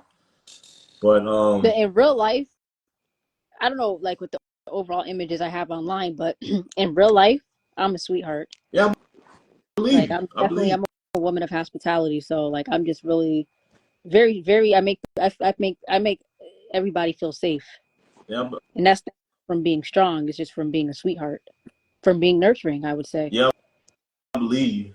But what I'm saying is, when you're around your children, especially. Okay, this is what I mean. This is what I mean. I'll try and get my thoughts together. My mom to me is mom. She's always been mom. And when I grew up, I'd be having conversations with mom, and I'd be getting frustrated because I'm just like, how can you not understand what I'm telling you? And then if I close my eyes, I would think that I'm arguing with one of the females that that I used to deal with. And then an epiphany hit me. I'm like, mom was a girl before she was mom. So then now it's like I'm wearing the shoes of my father, and I see everything that he was frustrated about, and all the things that he was trying to work through, and all that. But what I'm saying is, for mom was mom, and moms, a mom will never emit any type of sexual energy around her child. The maternal instinct curtails all that. But not as of lately. That's not what I see today. Yes, I, I get what I I get don't what see you're that saying. today. There was one video a long time ago, not a long time ago, but it was like a year ago or two. But it was a mother asking her son about, does he think that his mom is pretty and sexy and all that stuff and chocolatey. Oh, he was talking about the kind of woman he wants. Like, he was saying that I want a woman that's that's that's pretty and chocolatey and sexy. And he said, yeah, you want a woman like me, right? And he was like, no, mom, you kind of big. I don't want a woman like you. The, Oh the boy God. was the boy was 5 though. Oh, The boy was 5. Why are you boosting yourself as an object of sexuality to a 5-year-old? That's what I'm saying. That's what I'm trying to say. You understand what I'm yeah. trying to say? No, I get it. So where did all that come from? Like, where is that? I would say with everything that's been going on in America, just the American culture and too much freedom and lack of leadership from men. Just Random name. yes, but women are are evil, and it's like because I have to do my part two video, but you talk about like abortions and you talk about lack of sisterhood, just the connection of a woman, it's not there, and it's evil. And I don't think women understand their power. Sometimes they get so wrapped up in their own individual emotions and stuff like that, just being impulsive. And I just think that like women have power, we know this, and without that divine femininity, everything crumbles. And just to add, it was a time, I think, like last year and 2 years ago, um, black men would say, "Oh, black women are doing witchcraft," and this is just one element, right? And I'm like, "What are you talking about? Black women do witchcraft?" Because when I was coming up, I was used to them saying that about African women and Haitian women. I never heard about that, like with Black American women. So I was like kind of in denial in a sense, right? And I look on YouTube, I look on, I'm not even asking for it. I look on Instagram and, I'm seeing all these different videos from different people like, oh, Black women are having the sage, having the incense, and doing these rituals and doing all these things, which it's an evil spirit nonetheless. And yeah, and that's like Pat Daddy saying emotional incest. That's another element as well. It's just women are I blame women for actually putting children and men in danger. Like that's how serious to go into what you're saying, like the lack of nurturing. That's how dangerous women have become. And you can't always, even though I'm saying to you on one end that you have lack of leadership from men, you can't blame men for everything that women are doing, because there's a time and a place for accountability for everybody, both men and women, not the children. The children have to come up correct under the man and woman together. You know what I learned about being a man? I What's that? I have way more power than what society has led me to believe at growing up. If I didn't give women the attention, then Are you lighting they up was, sage? huh? Are you lighting up sage? Am I lighting up stage? You Me? look like you were lighting up something. Nah, I I don't smoke. know you don't smoke. That's why I said sage or like incense or a I candle. don't do I don't do none of that I know. silly stuff. But if if we stop, if men stop giving these women the attention, because what I mean by that, if if I would date a woman with a child and she would she'd be acting a certain way around the child and myself, you kind of disrespecting all parties. You're disrespecting me as a man. You're disrespecting the child, and you're disrespecting yourself. So as a man, I should have been like, "What are you doing? You need to stop that shit right now." And if she gave me pushback, I'll just be like, "Okay, well, I'm gone." But young men are not. We're not trained to move like that. We're trained to put up with bullshit from women. So if the men stop giving these women attention, yeah, the things that men complain about, if we stop mingling with the women that did these things, a lot of these things will stop. So they do it because they can get away with it. A Yes. lot of times, a lot. This is what I've learned, and this is my anecdotal experience. Women are kind of like children in a sense to where they crave order and they want order, but they need somebody to implement that order. And if you don't implement that order, if there's no implementation of that order, it's gonna be total chaos in their environments and their lives.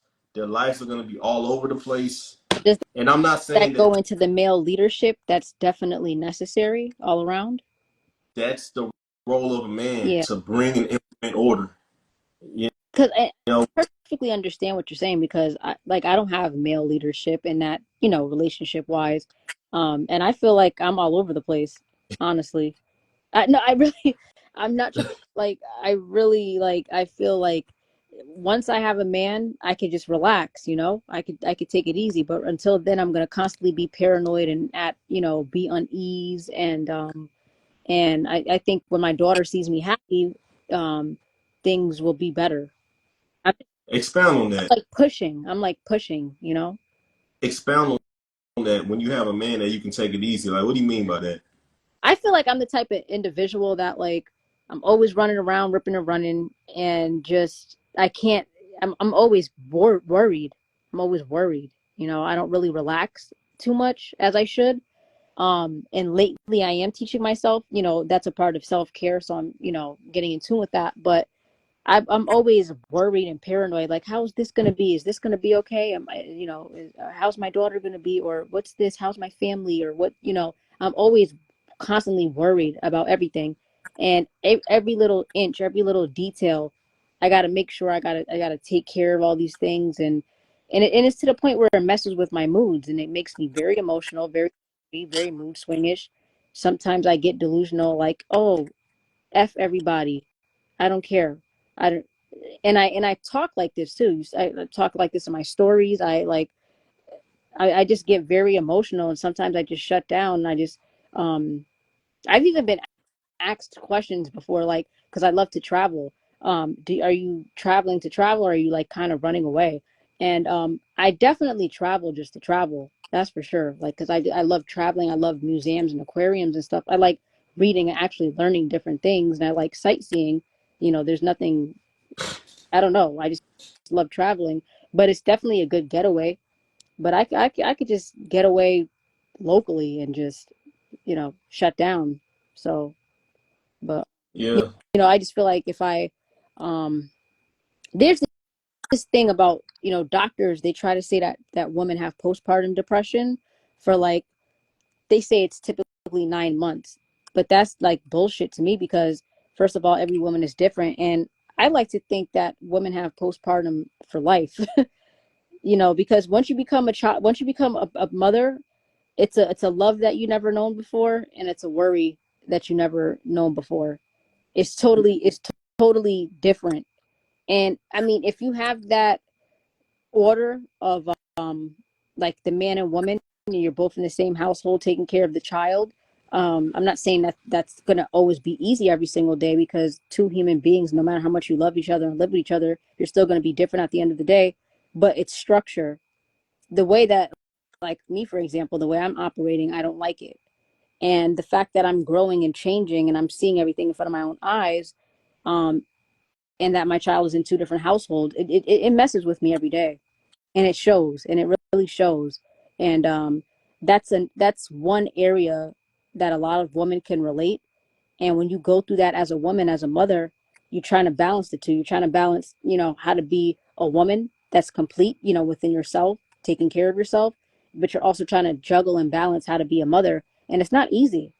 That's why, like the other day, I shared a story, for instance, and I was like, get married first and then have a child, and do it the right way.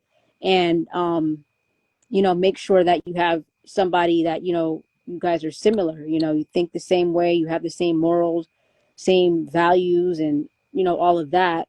And because that's essential. If you don't do it that way, it's a recipe for disaster. And I think that with the culture and everything, and I'm not just talking about black women, I'm just talking about women in America, the excessive freedom and the culture and technology and all these, lack of culture from the original culture of being together, being a community and stuff like that.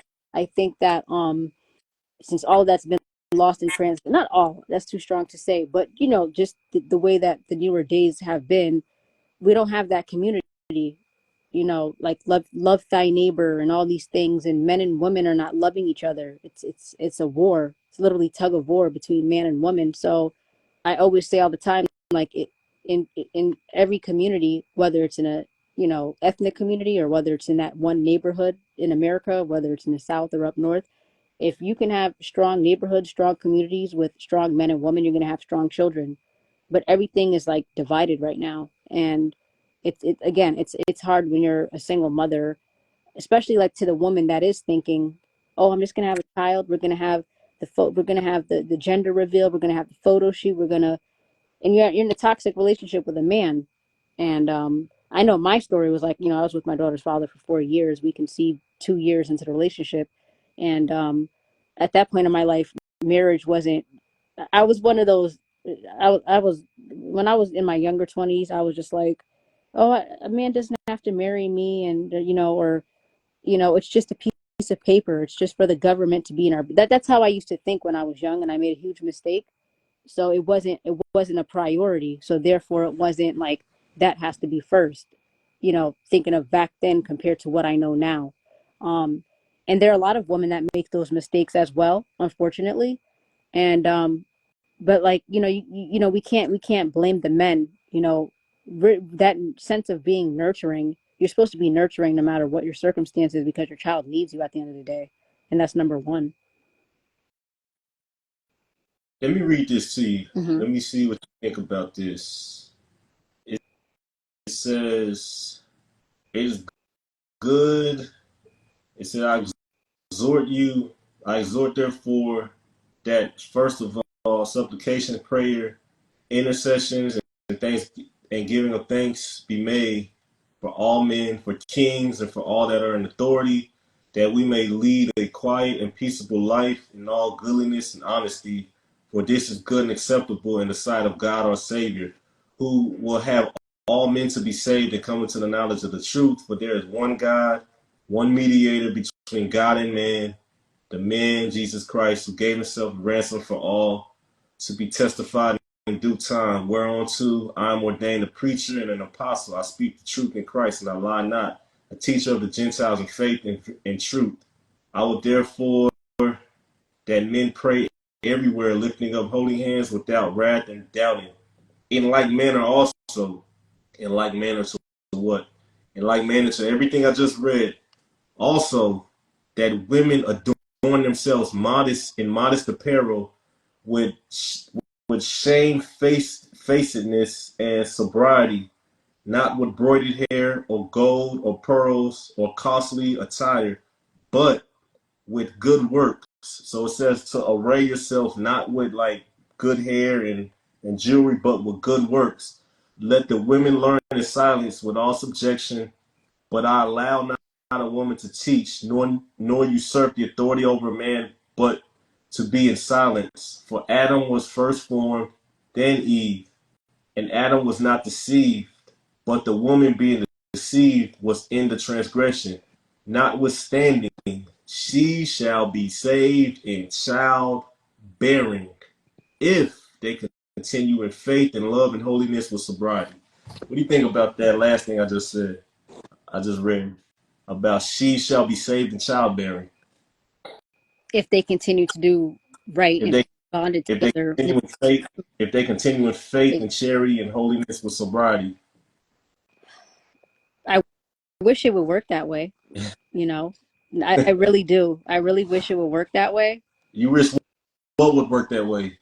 Like to the ending of what you just said, like if they're, pretty much if they like after she reproduces, she's surviving in that phase of her life, and if her and the man that she reproduces with, they could just bond and stick together eternally, like no matter what. But that's me, that's wishful thinking, but who's to say that's going to happen? And I'm just saying that like in today's climate, like with just, I don't know. I I mean, I wish for that in multiple. I really do. But Yeah, I always wondered that what it means to be saved by childbearing, and I think I think it means to be made whole. yeah, I mean, initially, when that's what I'm saying, like goes back to what I said at the beginning, like when you have a child, it's a love you've never known before. Right there as a woman when you're on the hospital bed, you're with your baby, it's just an experience you never had before. Because Okay, we all tell each other that, like, you know, uh like if it's like three women, they're talking, they're out together or something like that, and let's say two women out of the four have children, they're just explaining like, oh my god, like now I understand what other women or my mother or my grandmother was telling me, like this is a love you've never known. Like it's I don't know. okay. Let me ask this, because I always say this because this and I'm just a person. I'm just a person with an opinion. I'm just a man with an opinion, a handsome man with an opinion, but a man nonetheless. So I always say that women don't know how to love, and men do. But women only learn how to love. Women don't know how to love until they have a child. They they only know true love once they have a child. What do you think about that? That's why it's best to get married and then have a child, because we're saying that that's the man's seed. So how can there not be love for the man too, coming from that woman? That is, like, you gotta love the man and his child. Do you know what a You don't you know the you know you know what a black widow is? You know what a what black black? is? A black widow fighter. Huh? The You spider. know, you know why it's called a black widow, right? Explain. It's called a black widow because she eats her mate as soon as they mate. Okay. I think yeah, I heard of that before. Yeah. So a lot of these women today are black widows. They just want the man for his seed. Yes. So they can have the baby and say, "Hey, I have a child. I'm a mom. Look at me." It's some kind of sick, it's some kind of sick goddess thing that they, I don't know. Hold on, let me deal with this question right quick. Can I ask the question if you guys know which pharaoh enslaved the Hebrews? Read the works of Josephus. It has that in there. And where did Jesus go during those missing years in the Bible? Well, here's the thing about those quote unquote missing years. If you read the Old Testament, David became king around, I think, around age, he was anointed the king around age 12. And then he he became king. He was he was consummate, what they call it, he was coronated king at age 30. So Jesus was the second David. He was the greater David. So it talks about his birth. And if you look in the Bible is filled with miraculous births. With births of women that were barren or could not conceive or whatever. You look at Sarah. So that's why it talks about his birth, because it was like the pinnacle of a miraculous birth. Some people don't believe in the virgin birth, but I'm not gonna go into all that. And then it talks about it talks about him at the age of 12. Many of the other prophets, it talked about them. It talked about how they started, and they were all really young men, 12 years old. Same with David. And then it talks about when Jesus came into his, to his people at the age of 30, just like King David did. So the reason I say all that, those other years really didn't matter.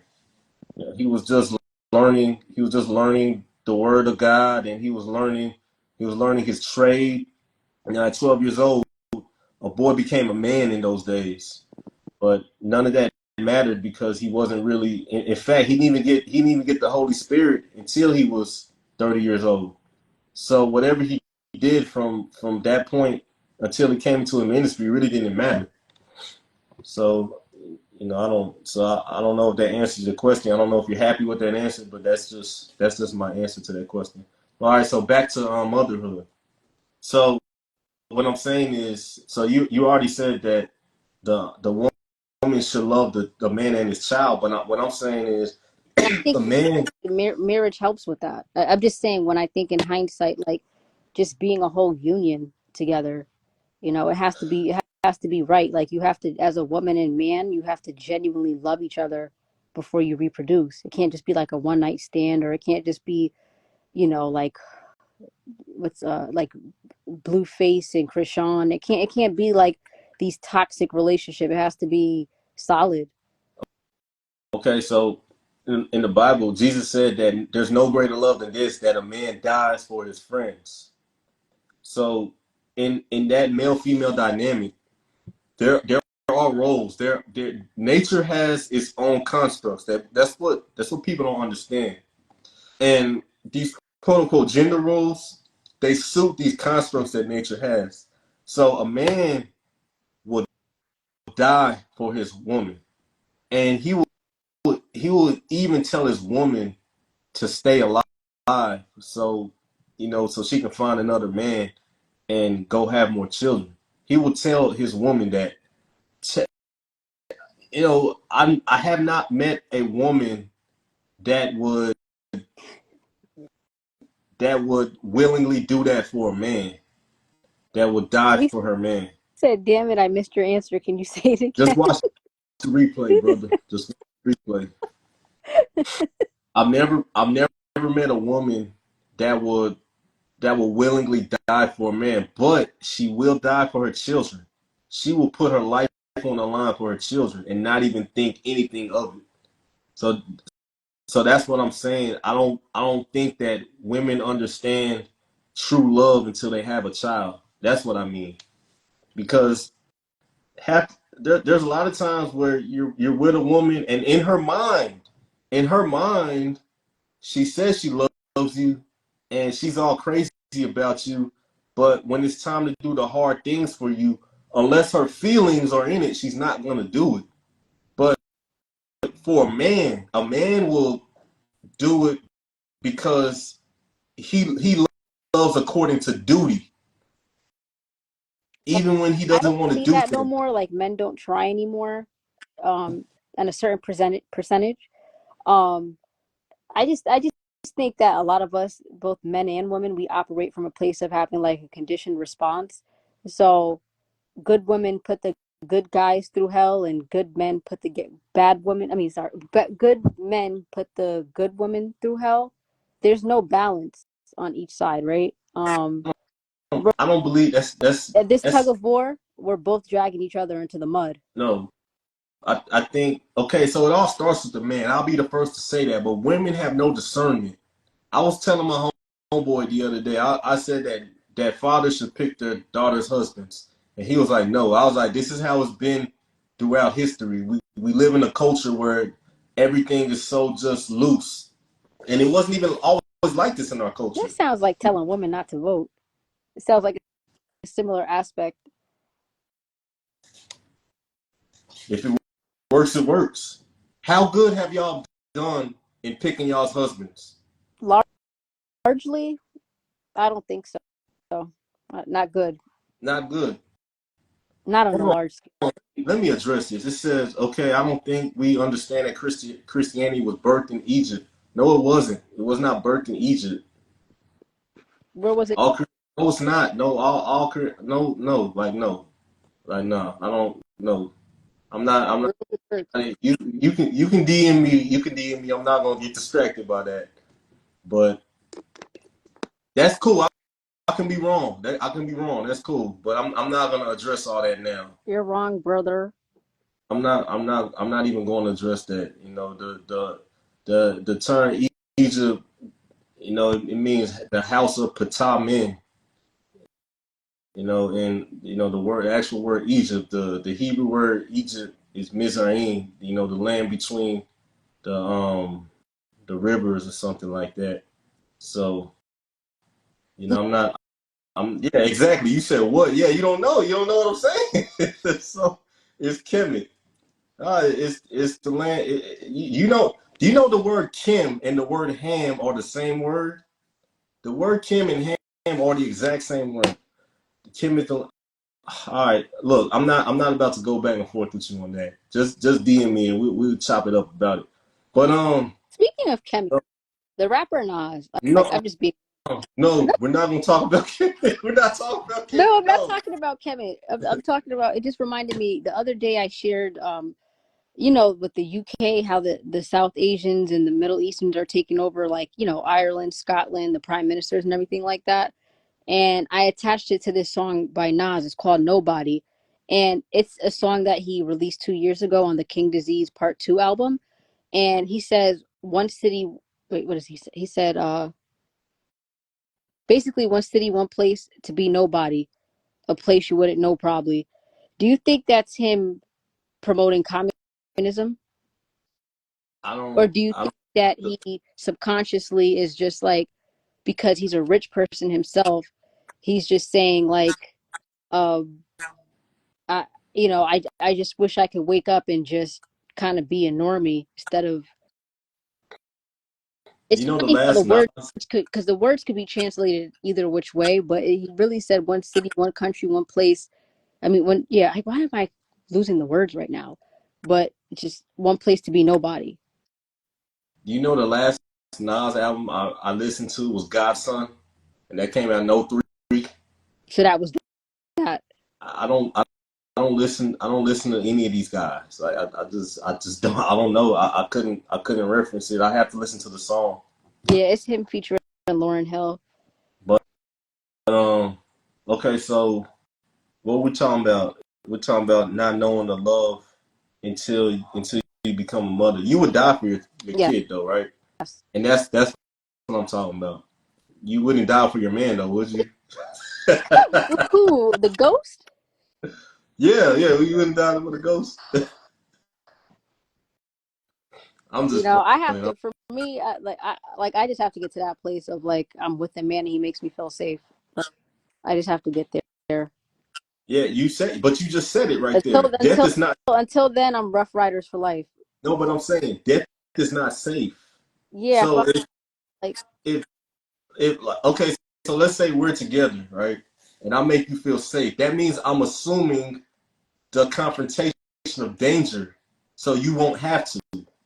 You get what I'm saying? mm-hmm. So if I succumb to that danger, I'm dead. So I No. died for you, but you want me to make you feel safe. You get what I'm saying? Mm-hmm. I don't think it's y'all's wiring to really just to really know what love is. Brother, please stop. It says Africa's from Egypt. Stop, man. I said we can DM. We can talk about that. I'm not trying to get distracted by that. All right, listen. We talking about irrelevant stuff, relationship. Okay, if it's irrelevant, just turn to another screen. Anyway, but Where's Angel Wings to tell him to get out? no, no, he can stay. He can stay. Look, he can stay. He can stay. It's my fault. It's my fault. I'm getting distracted. But okay. So basically, you're saying that you think you'd be a better mother if you had a man. At this point, yeah. You know how many men out there go get a man? do you think? Maybe, Do you think maybe, that's easy? maybe I'm in the wrong. Maybe I'm stubborn. Maybe I'm the problem. Maybe I'm just I'm just playing. scared. No, I'm just. I'm Oh just being. yeah. No, I agree. A lot y'all are filled with fear. A lot of women are filled is with that fear. Like it's not even. abnormal to you? You Is said that what? abnormal to you? That I'm filled with fear, No, I or didn't not say. me I personally? said a lot of. Yeah, I said a lot of women. yeah. A lot of women are filled with fear, and Is that abnormal? I don't know. I've only been around for 37 years, so I I don't I don't know. I wrote down. Sorry, I'm just laughing. This guy. Sorry. I wrote All love, down. just a high spirited No, African. stop reading it. Stop reading the comments. Stop reading the comments. Stop reading the comments. Look, he cool people. He's good people. He good people. He just wants to learn. He just wants to converse. That's cool. I like conversing as well. So golly, I forgot what I just asked. Oh yeah. About about golly, what was I saying? About fear, women being fearful. Yeah. You know, and I think I do operate in fear a lot of the times, as much as I don't want to admit it, but I think that's what gives me like anxiety and always like worried. So I Well, always I'll think say like this. that's why I always think like, I talk to you, I want to get away from where I'm at. And then it's so weird because I done fell out with so many people where I'm at and we done cut each other off. And sometimes I have this back and forth in my mind. Speaking of being stubborn, I'm like, am I being mean? Am I like, I don't know. It's just Well, I'll say a weird this. feeling. Fear. What is fear? Fear is worrying about what you don't know. Unknown. Hmm. So, but what if you knew? You wouldn't fear. You prepare, right? Yeah. So, why don't you know? Why don't you take steps to know? How do you do that? Well, I'll tell you this: the future is not hard to predict. All you gotta do is look at the present. Uh, Life is What's very the present in conjunction with the future? With the future? if I spent a day with you, I can probably tell you how tomorrow's gonna go for you, just on what you did today. Life is very predictable. So, with that said, read the Bible. Then you'll know. You'll understand life because the Bible is a book of promises and consequences. If you do this, this will happen. If you do this, if you do that, that will happen. So when people say just have faith, I'm like, have faith in what? You can only have faith according to what you know. It's the Bible says like faith comes by hearing and hearing the word of God. So that's where you replace that fear. If there's when you like if you were with a man that you trusted, you wouldn't have much fear, would you? You wouldn't move in fear because you trust him. You know he got everything taken care of, right?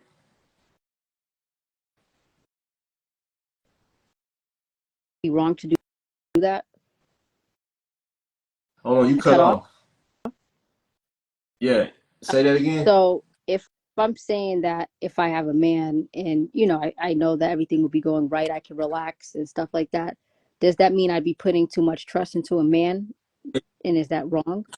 It depends on what the spiritual makeup of the man is. If the man is following God, Mm-hmm. then you're doing right. The man has to be following God though, but you have to know what it looks like to follow God. So that's why you have to know. You have to know the word. You have to know. God gave all the believers the Spirit of God. So the Spirit of God will lead you into the all truth. The Spirit of God will teach you. That's true. I think I'm So also doing my part in the flesh. I just said a few minutes ago that I'm being stubborn. I'm being very particular about who I date, or I think I'm doing my part on that end, and I think I'm doing a good job. well, the flesh wars against the spirit. It So really does. But and like I think I'm a woman of willpower, and I think I'm um, holding out the right way. I'm gonna tell you like this: you get around the right person, your willpower is gonna be tested. I And don't. I think exactly, and I just think You just don't see any suitable options around I you. think that's what it is. Yeah, cause I done had plenty of women say they're celibate, and that didn't last too long. And So I respected it. I was like, okay, you know. So, but next thing know, you know. Anyway, so so as a daughter, what what do you appreciate about your mother now that you are a mother?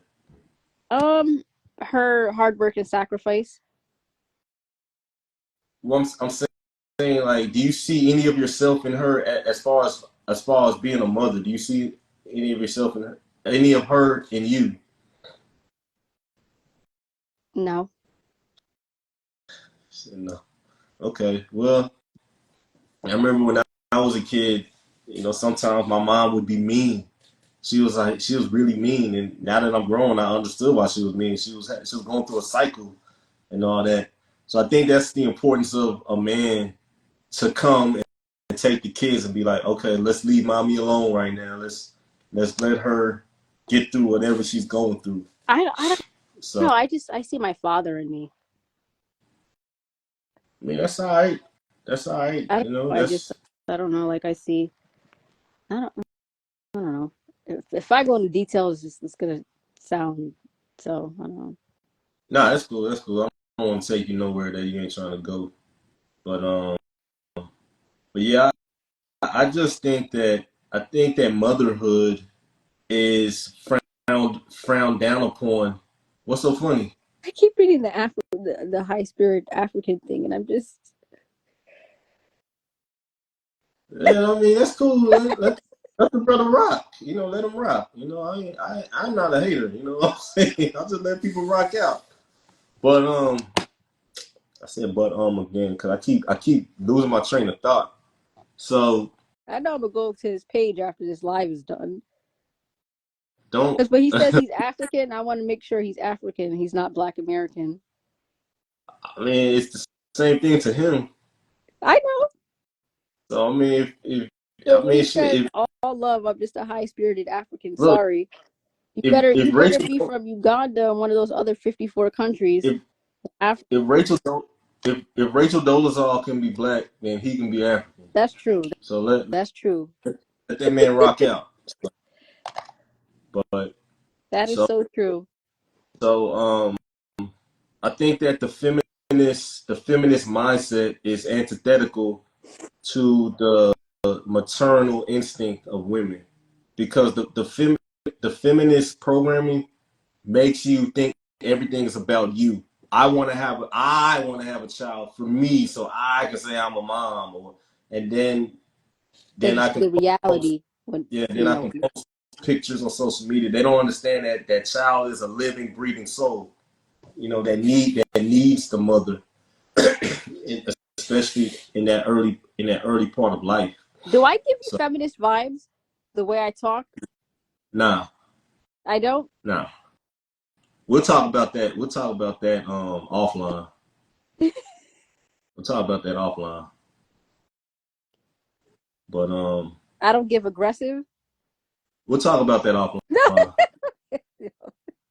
We'll talk about that offline. Yeah, but I said but again. I gotta stop saying that. I think that the feminism has cooked the minds of young women. If you even look at the Black Lives Matter thing, everything was about being black and black being so superior, but yet these women don't want to birth children. The most quote unquote revolutionary thing you can do is to have more children. That's the most powerful thing you can do as a woman. Get with a quote unquote black man and birth more children. But these confused hags are fighting for the right to terminate their pregnancy, and then they're calling it healthcare. These minds are cooked, and it's a shame because who suffers at the end? We all suffer. Yeah, everyone. Feminism hurts everybody because now young men are just like, what is What's the there point of for me? me? Like, I mean, Exactly, from a young man's perspective, yeah. exactly. The Because latest age you what think a woman should reproduce? you said What's what? the latest age that you think a woman could reproduce? Not like, let's say if a woman is 48 and has a child, what do you think of that? Do you get into the numbers and the age of a woman? Because I know you've talked about the reproductive health and a healthy mother, and so I just wanted to connect that. And like, you don't get caught up into the age, do you? Nah, you having a child is a beautiful thing. You know, if you have a child at Yeah, 60, that's a beautiful thing. yeah. That was just the I time. know in the Caribbeans, like the woman, you got women in the Caribbeans in certain like Latin American regions, for instance, like they'd be like 50, 60 years old. All Yeah. the Well, coconuts and beans and all those healthy foods and stuff. It's like their organs are to them or let's, no, stop reading. okay, Stop reading. okay. I didn't read it. I'm not reading anything. Stop reading it. You read it. I That's did. why you laughing. I did. All I saw was all evidence. That's it. I didn't see anything else. No evidence for me. I didn't see anything. Anyway, so I see nothing from what the we African brother.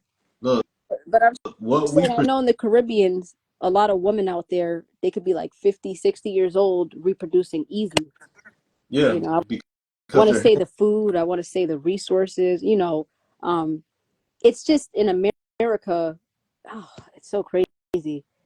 Like family is still big in other countries, you know what I'm saying? But like in America, I've even heard people talk to me, people that come, some of them are from Europe, some of them are from Africa or Latin America, etc. And I've seen people talk to me that they've lived their life in whatever country they was born in and they've been here. They and I'm talking about the people that they appreciate America, but at the same time, when they think about happiness back in their home, like without the money, without the status that they have here, they're just sometimes they're just like America. It's like you have to work and you have to survive, and you have to work to live, and you can't just to live or just you can't just be healthy and have a balance and stuff like that the way they do in other countries. um and I'm telling you, women in the Caribbean, like they reproduce up, like I don't even think there's numbers to how old a woman should be, but here the doctors are telling you in America, like once you're 35, you know your chances of reproducing, let alone your overall reproductive health, declines. And I just can't get around that. I just don't believe that. I don't think every woman's body is the same. yeah, that's absolutely stupid.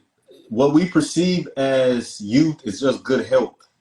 That's that's all. What is the difference between the Caribbean and the United States? They have natural food. Food, yes, the So food, it's not the killing lack of them. additives. Yeah, their food is not killing them. Their food is not making them infertile. No, You know, the men have higher exactly. testosterone. But yet still, just imagine this, okay? You're 17 years old and you're married. You're at the peak of your fertility. 17 years old and you're married and you have a job, your husband has a job, and y'all buy a house 10 years later. So y'all 27, y'all buy a house on 5 acres and y'all start growing y'all's own food. And y'all are not in debt and y'all are living a good life. Do you think that's gonna be stressful? It depends. No, not for the most part. And my point is that our our perception on what success is all skewed. I know mine was when I was 18. You know, I was watching too much. I was watching Rap City. I was watching I was watching MTV Cribs and all that nonsense. No, really, really. You know, because back then, if you said something like "I grow my own food," like I remember my dad planted a garden in our backyard, and I was just like, man, why is he planting a garden? Like, just go to the store. But now I think it's the coolest thing. Like my dad was a hell of a dude. Not I said was. My dad's still alive. My dad's a hell of a dude. My dad has a lot of skills, a No, lot of you're just things that saying he just knows. that as long you saying he's always been that way ever since you can remember. Yeah. Yeah, Mhm. yeah. You know, he took the time to dig a garden and to tend to the soil, and he used to drag me out there with him, and I hated it because it was just boring. But I appreciate it now. Yeah. Now I, I see that it's something that you can What were some do. Like we of the planted. things that he taught you? Like, was it like planting and farming? No, he didn't really teach it. He didn't really teach it to me. He just made me tag along with him, and I would watch him do things. Like I remember one of my friends, he had took me home from basketball practice, and he had ran into our mailbox, and our mailbox collapsed. So I had to, me and my dad, we rebuilt our Oh mailbox. wow. You know, so that's that. When our fence blew down, when the storm blew down our fence, me and my dad we rebuilt the fence. So you know, it's just these things like that. He wasn't teaching me, but he was showing me that yeah, you can do this. So you know, that's why now I kind of do everything by myself. You know, when my fence was when the HOA was telling me I have to fix my fence, I rebuild my fence.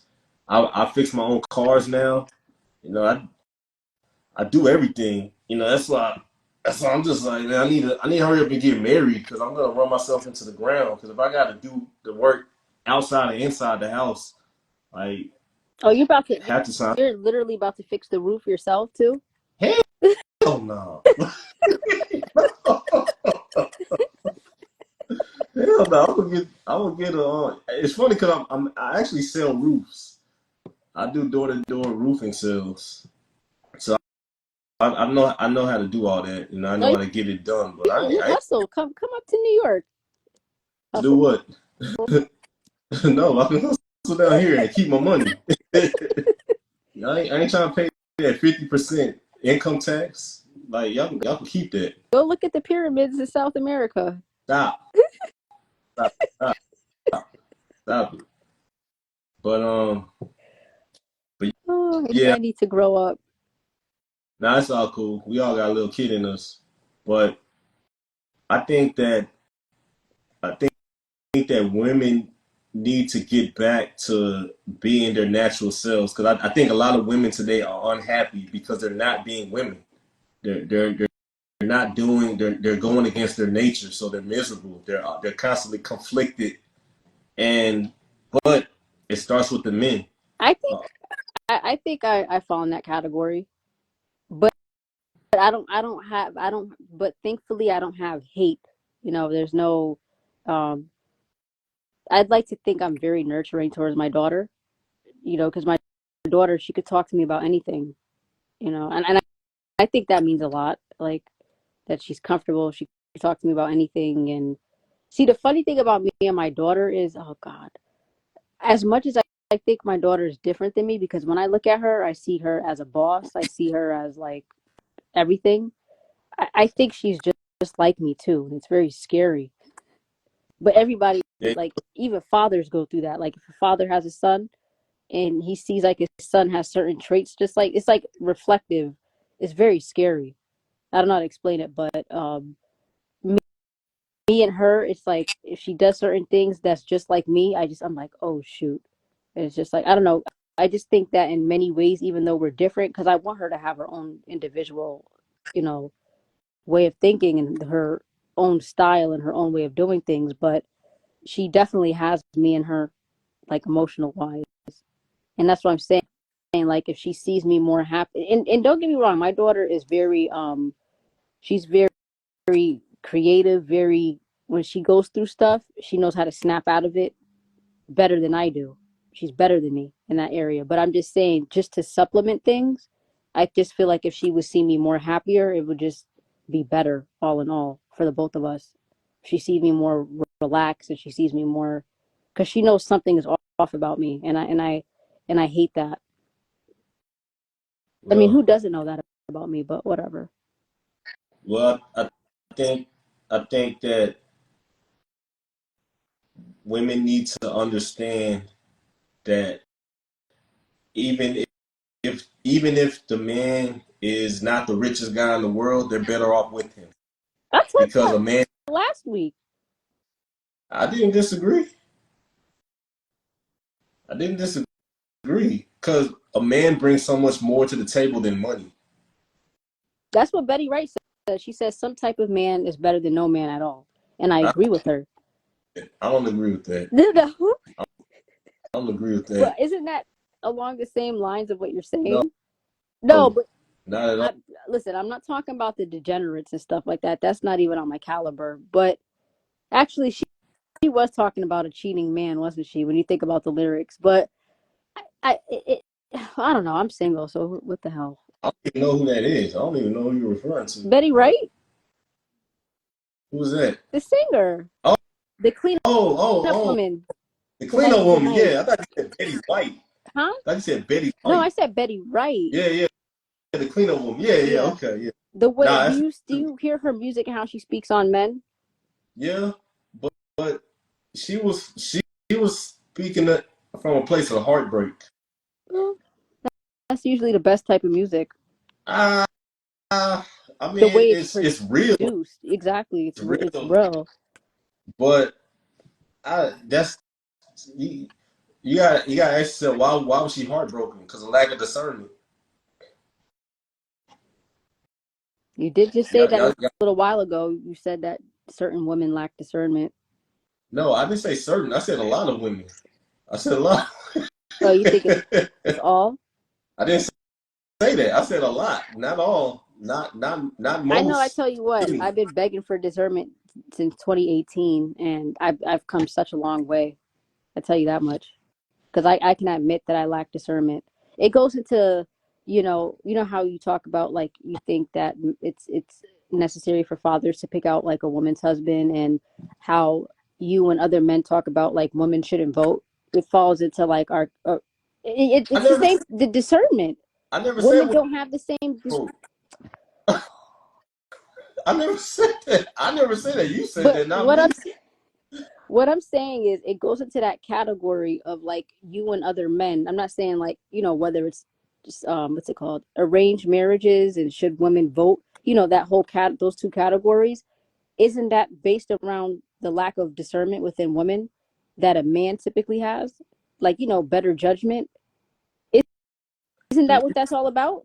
Because I'm actually here trying to give y'all the benefit of the doubt. And Okay, hold on. Let's break it down topic by topic. So are you that's the saying same thing. A woman shouldn't vote, okay? and her husband should Hold get, on. and her father should pick her husband. It's the same I'm slow. aspect. I'm slow. So No, you you're gotta break. not. Yeah, I am. So you're when it comes to a father picking a woman's husband, is that because she has no discernment? Is that what you're asking Yes. me? Yes. Okay, now let's move to the other A thing. woman not being, Women should not being able to vote is that because she lacks discernment.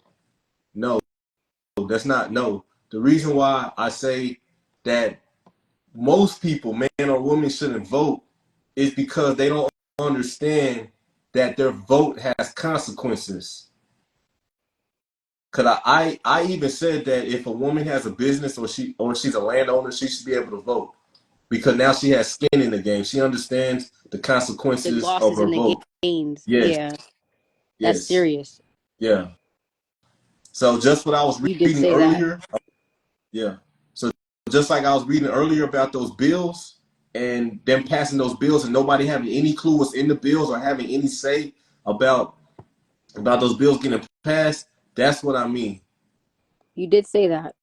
So you got all these goofy people running around talking about vote this, vote that. They don't even understand the implications of what they're voting for and how it's going to affect them and their children. So that's why I say that everybody shouldn't vote, men or women.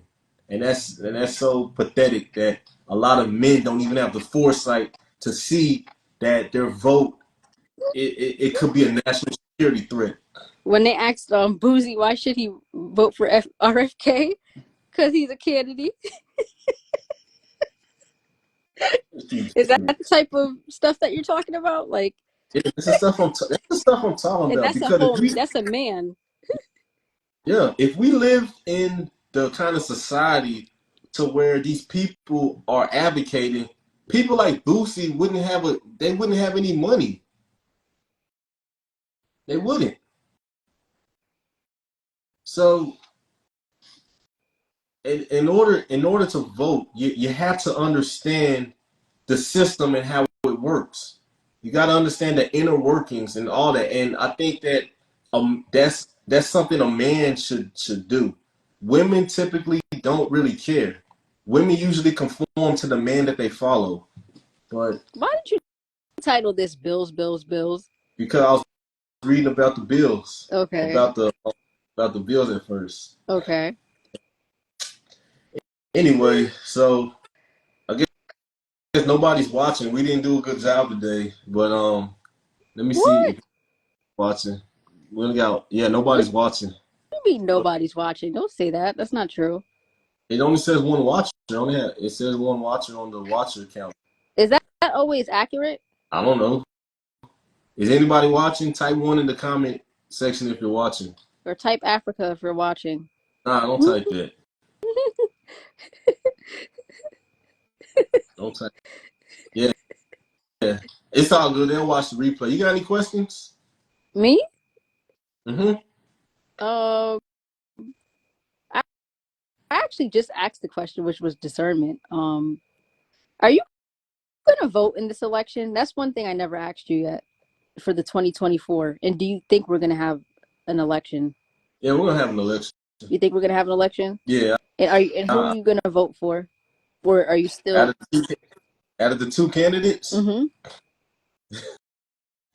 This unless right now Trump has my vote based on his track record. But if he does something stupid, then I'm gonna write my name in the ballot like I did one time, one year. You did that before? So yeah, I've done that before. Yeah, yeah. I mean, I think I make a great president. Wait, literally right now it's just Joe Biden versus Trump again at this point? Yeah, and RFK because he's It, an independent. yeah, okay. Yeah. You're not going to vote for RFK? Well, what? Why? Because he's a Why? candidate? So that don't mean nothing to me. That don't mean nothing to me. Yeah. So yeah, I'm a vote. You Anyway, know, I don't know if I am. why? Because you're a woman. Yeah. Hey, hey, go do as your heart desires. Do No, go, I don't go, know. go Tell me I'm being wrong for this, but I think it's because I'm in Connecticut, and I know that I shouldn't think that way. It's a negative way of thinking. Um, I don't know because I dabbled into the politics here, and I was telling you that briefly earlier this week, and I don't know. I think I kind of just gave up, and it's probably me being pessimistic, and I can admit that. And All right, what issues are important to you? um, up here, I would just definitely say like school for my daughter and parental rights, uh, culture, and not the kids, the children not having their mind poisoned. Um, because Connecticut is a beautiful state. It actually really is, and um, it's nicknamed aside from being the nutmeg state, it's also the Constitution state. But what else are my concerns? For me, it's just, and I already talked to you about the DIE. I don't like that. The DIE is heavy here, and it has a negative impact on me because I don't meet the culture requirements. Um, and even though I'm a Semite, I'm not the a Semite of status, so that's not. Um, and I look like an Arab, as some people tell me, but I'm not gonna get Palestinian and Muslim people things. So it's just like there's just nothing here for me, and I think I'm just being. I don't think I'm being too negative. I just think I'm telling you my personal. I'm not speaking for everybody in Connecticut. Um, it's just there's no like Candace Owens is from here, right? And I was talking to somebody that's from here, and I said to them, imagine if Candace Owens just stayed in Stamford and she never made it to like DC and Tennessee, and or just anybody. Like you could be from Cali, you could be from Wyoming, Texas, whatever, and you just stay there forever. Whatever your goal is, whatever your dreams and ambition is, and you just stayed there forever. Like I mean, you can make it in your hometown, but somebody like me, the way my mind is and the way that I operate, and how I'm always an outsider, it's and the slogan for Stanford is the city that works. And we're 30, 40 minutes from the city. And I say it all the time, Stanford is growing, but I'm just not growing in it. So I don't know. That's just me. That's just my little thing. You Okay. when you're surrounded in popularity culture and you just don't fit in, it's just even if you know a lot, it's just a place of it's not about what you know, it's about who you know. And I don't know, maybe I'm not a hardcore capitalist, and maybe that's my problem too, but I don't know. I think you have some self-limiting Yeah, beliefs. I think that goes into the You doubt capitalist. yourself. Hmm? You doubt yourself too much. You're hard on yourself. Maybe that it's probably a variety. But I'm hard on myself, so I can't really talk. So I mean, I should be a billionaire by now. I got what it takes. I just doubt myself too much. You Anyway, do? I don't think so. yeah, No, I'm saying I don't think you doubt yourself. yeah. You gotta spend a week with me. I leave a lot on the table. I mean, you seem pretty confident to me. What's so funny? I'm serious. Well, I'm glad you say that. I'm glad you say that. I'm glad I'm not giving off That, insecurity. is that what I'm No, no, giving? no. That's not what I said. I'm just saying. I'm glad I'm giving off confidence rather than insecurity. I will end it off saying this: comfort is everything too. Comfort. No matter who you are or where you're at, like just. And when I say comfortable, I'm not talking about getting so comfortable to where you become lazy, but just you got to take care of yourself. Like you got to really Yeah, take care of yourself, have that self care so that you could be comfortable to exceed in anything, any vision that you have or anything that you want to do. And that's something that self care is big for me. I like to go for like walks. I haven't even done that in a week, and I feel a total difference. I feel like when I wake up in the morning at 5 o'clock in the morning and go for a walk and chug down my water and everything like that, it just makes me feel like I got my steps in for the day, and it feels like I already tackled half the day before 8 in the morning.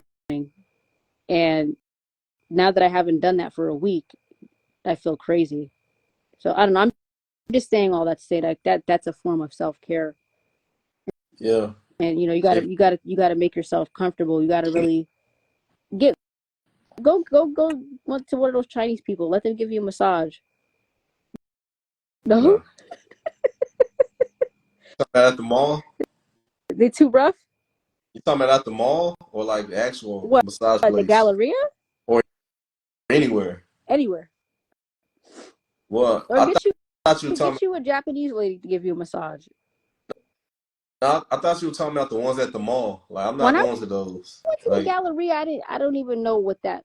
It was so big, and I didn't see. I seen the barber shop by the ice cream smoothie place down there on the lower level, but I didn't see like a a spa or something. I didn't see that. I'm sure it's in the mall, but I didn't see it. yeah, the gallery is so ghetto now. I liked it as a Shit. tourist. That's different. That's different. If if you ever come to Dallas, I'll meet up with you. I'll take you to some places in Dallas. You'll like Dallas if you like the Galleria. Shit, Galleria is it's, Yo, Houston was ghetto. Galleria is the trenches now. So You know what it is? But malls up north are dead. But the malls down there, it still has that like back in the days, like flooded and packed. yeah, So for me as a visitor, I see it differently from you. Because if you come to a mall up this way, they're closing down malls. yeah, It's totally different. yeah. Even the hotel industry up north versus south, it's night and day. The hospitality is still in the south as far as like a whole operating and managing a hotel. But up here, it's that, oh, COVID really messed this up. And I'm like, that's spilled milk. That's spilled milk. I mean, I talk personally about how, COVID affects me and other people, like what it did and, the politics and everything like that. But as a business, how do you still complain about COVID? That doesn't make any sense to me. He could have put people in the deficit. It did, but you got to fix that. But like people still stay at hotels and people are still tricking. So you better fix that shit. People people always gonna trick. That's what I'm Like saying. So the hotels have no excuses. people always gonna drink and trick. Like that. That's So I you mean you don't think the hotels could capitalize off of that and make money? I don't know. I don't. I'm not. That's not my. That's not my. I don't work in that department. But I'm just saying that COVID demoralized a lot of people. Mm-hmm. A lot of people. Stop. You about to say goodbye. I mean, you about to say bye anyways. I didn't do anything. Now I know what you're thinking. I know what you're thinking. So just stop. I mean, you could say bye to me, but you're gonna have an inbox that you have to check. Nah, that's cool. I'm not. I don't duck any smoke. Like I'm not. I'm here for it. In fact, I look. Sometimes I'll be looking for smoke, and that's my problem. But I said that on one of the videos that I posted about the Hebrew Israelite. Remember? Oh yeah, you Yeah, I did. said that. I said that sometimes I look for You smoke, said and I that. shouldn't. Yeah. Yeah, I shouldn't because sometimes I'm wrong. But nah, nah. We about to wrap it up. You can hop on some other time. Maybe next week because I don't want to. I just don't. I don't want to do all that not right now, bro. We're at the And I end of feel the you. road, sir. I feel you. You know, hey, that's how you rock. You know, hey, rock on, bro. You know, hey, much power to you. But you know, I got to do what works for me. So you know, yeah, Yahweh, you know, and that's the thing. You know, you saying Yahweh. Yahweh is not the name of God. Like that's it's not. In fact, Yo, Yahweh is comes from Jupiter. You know, Father Yahweh. You know, you Pater. You know, Pater means father. U is Yov. So Yove.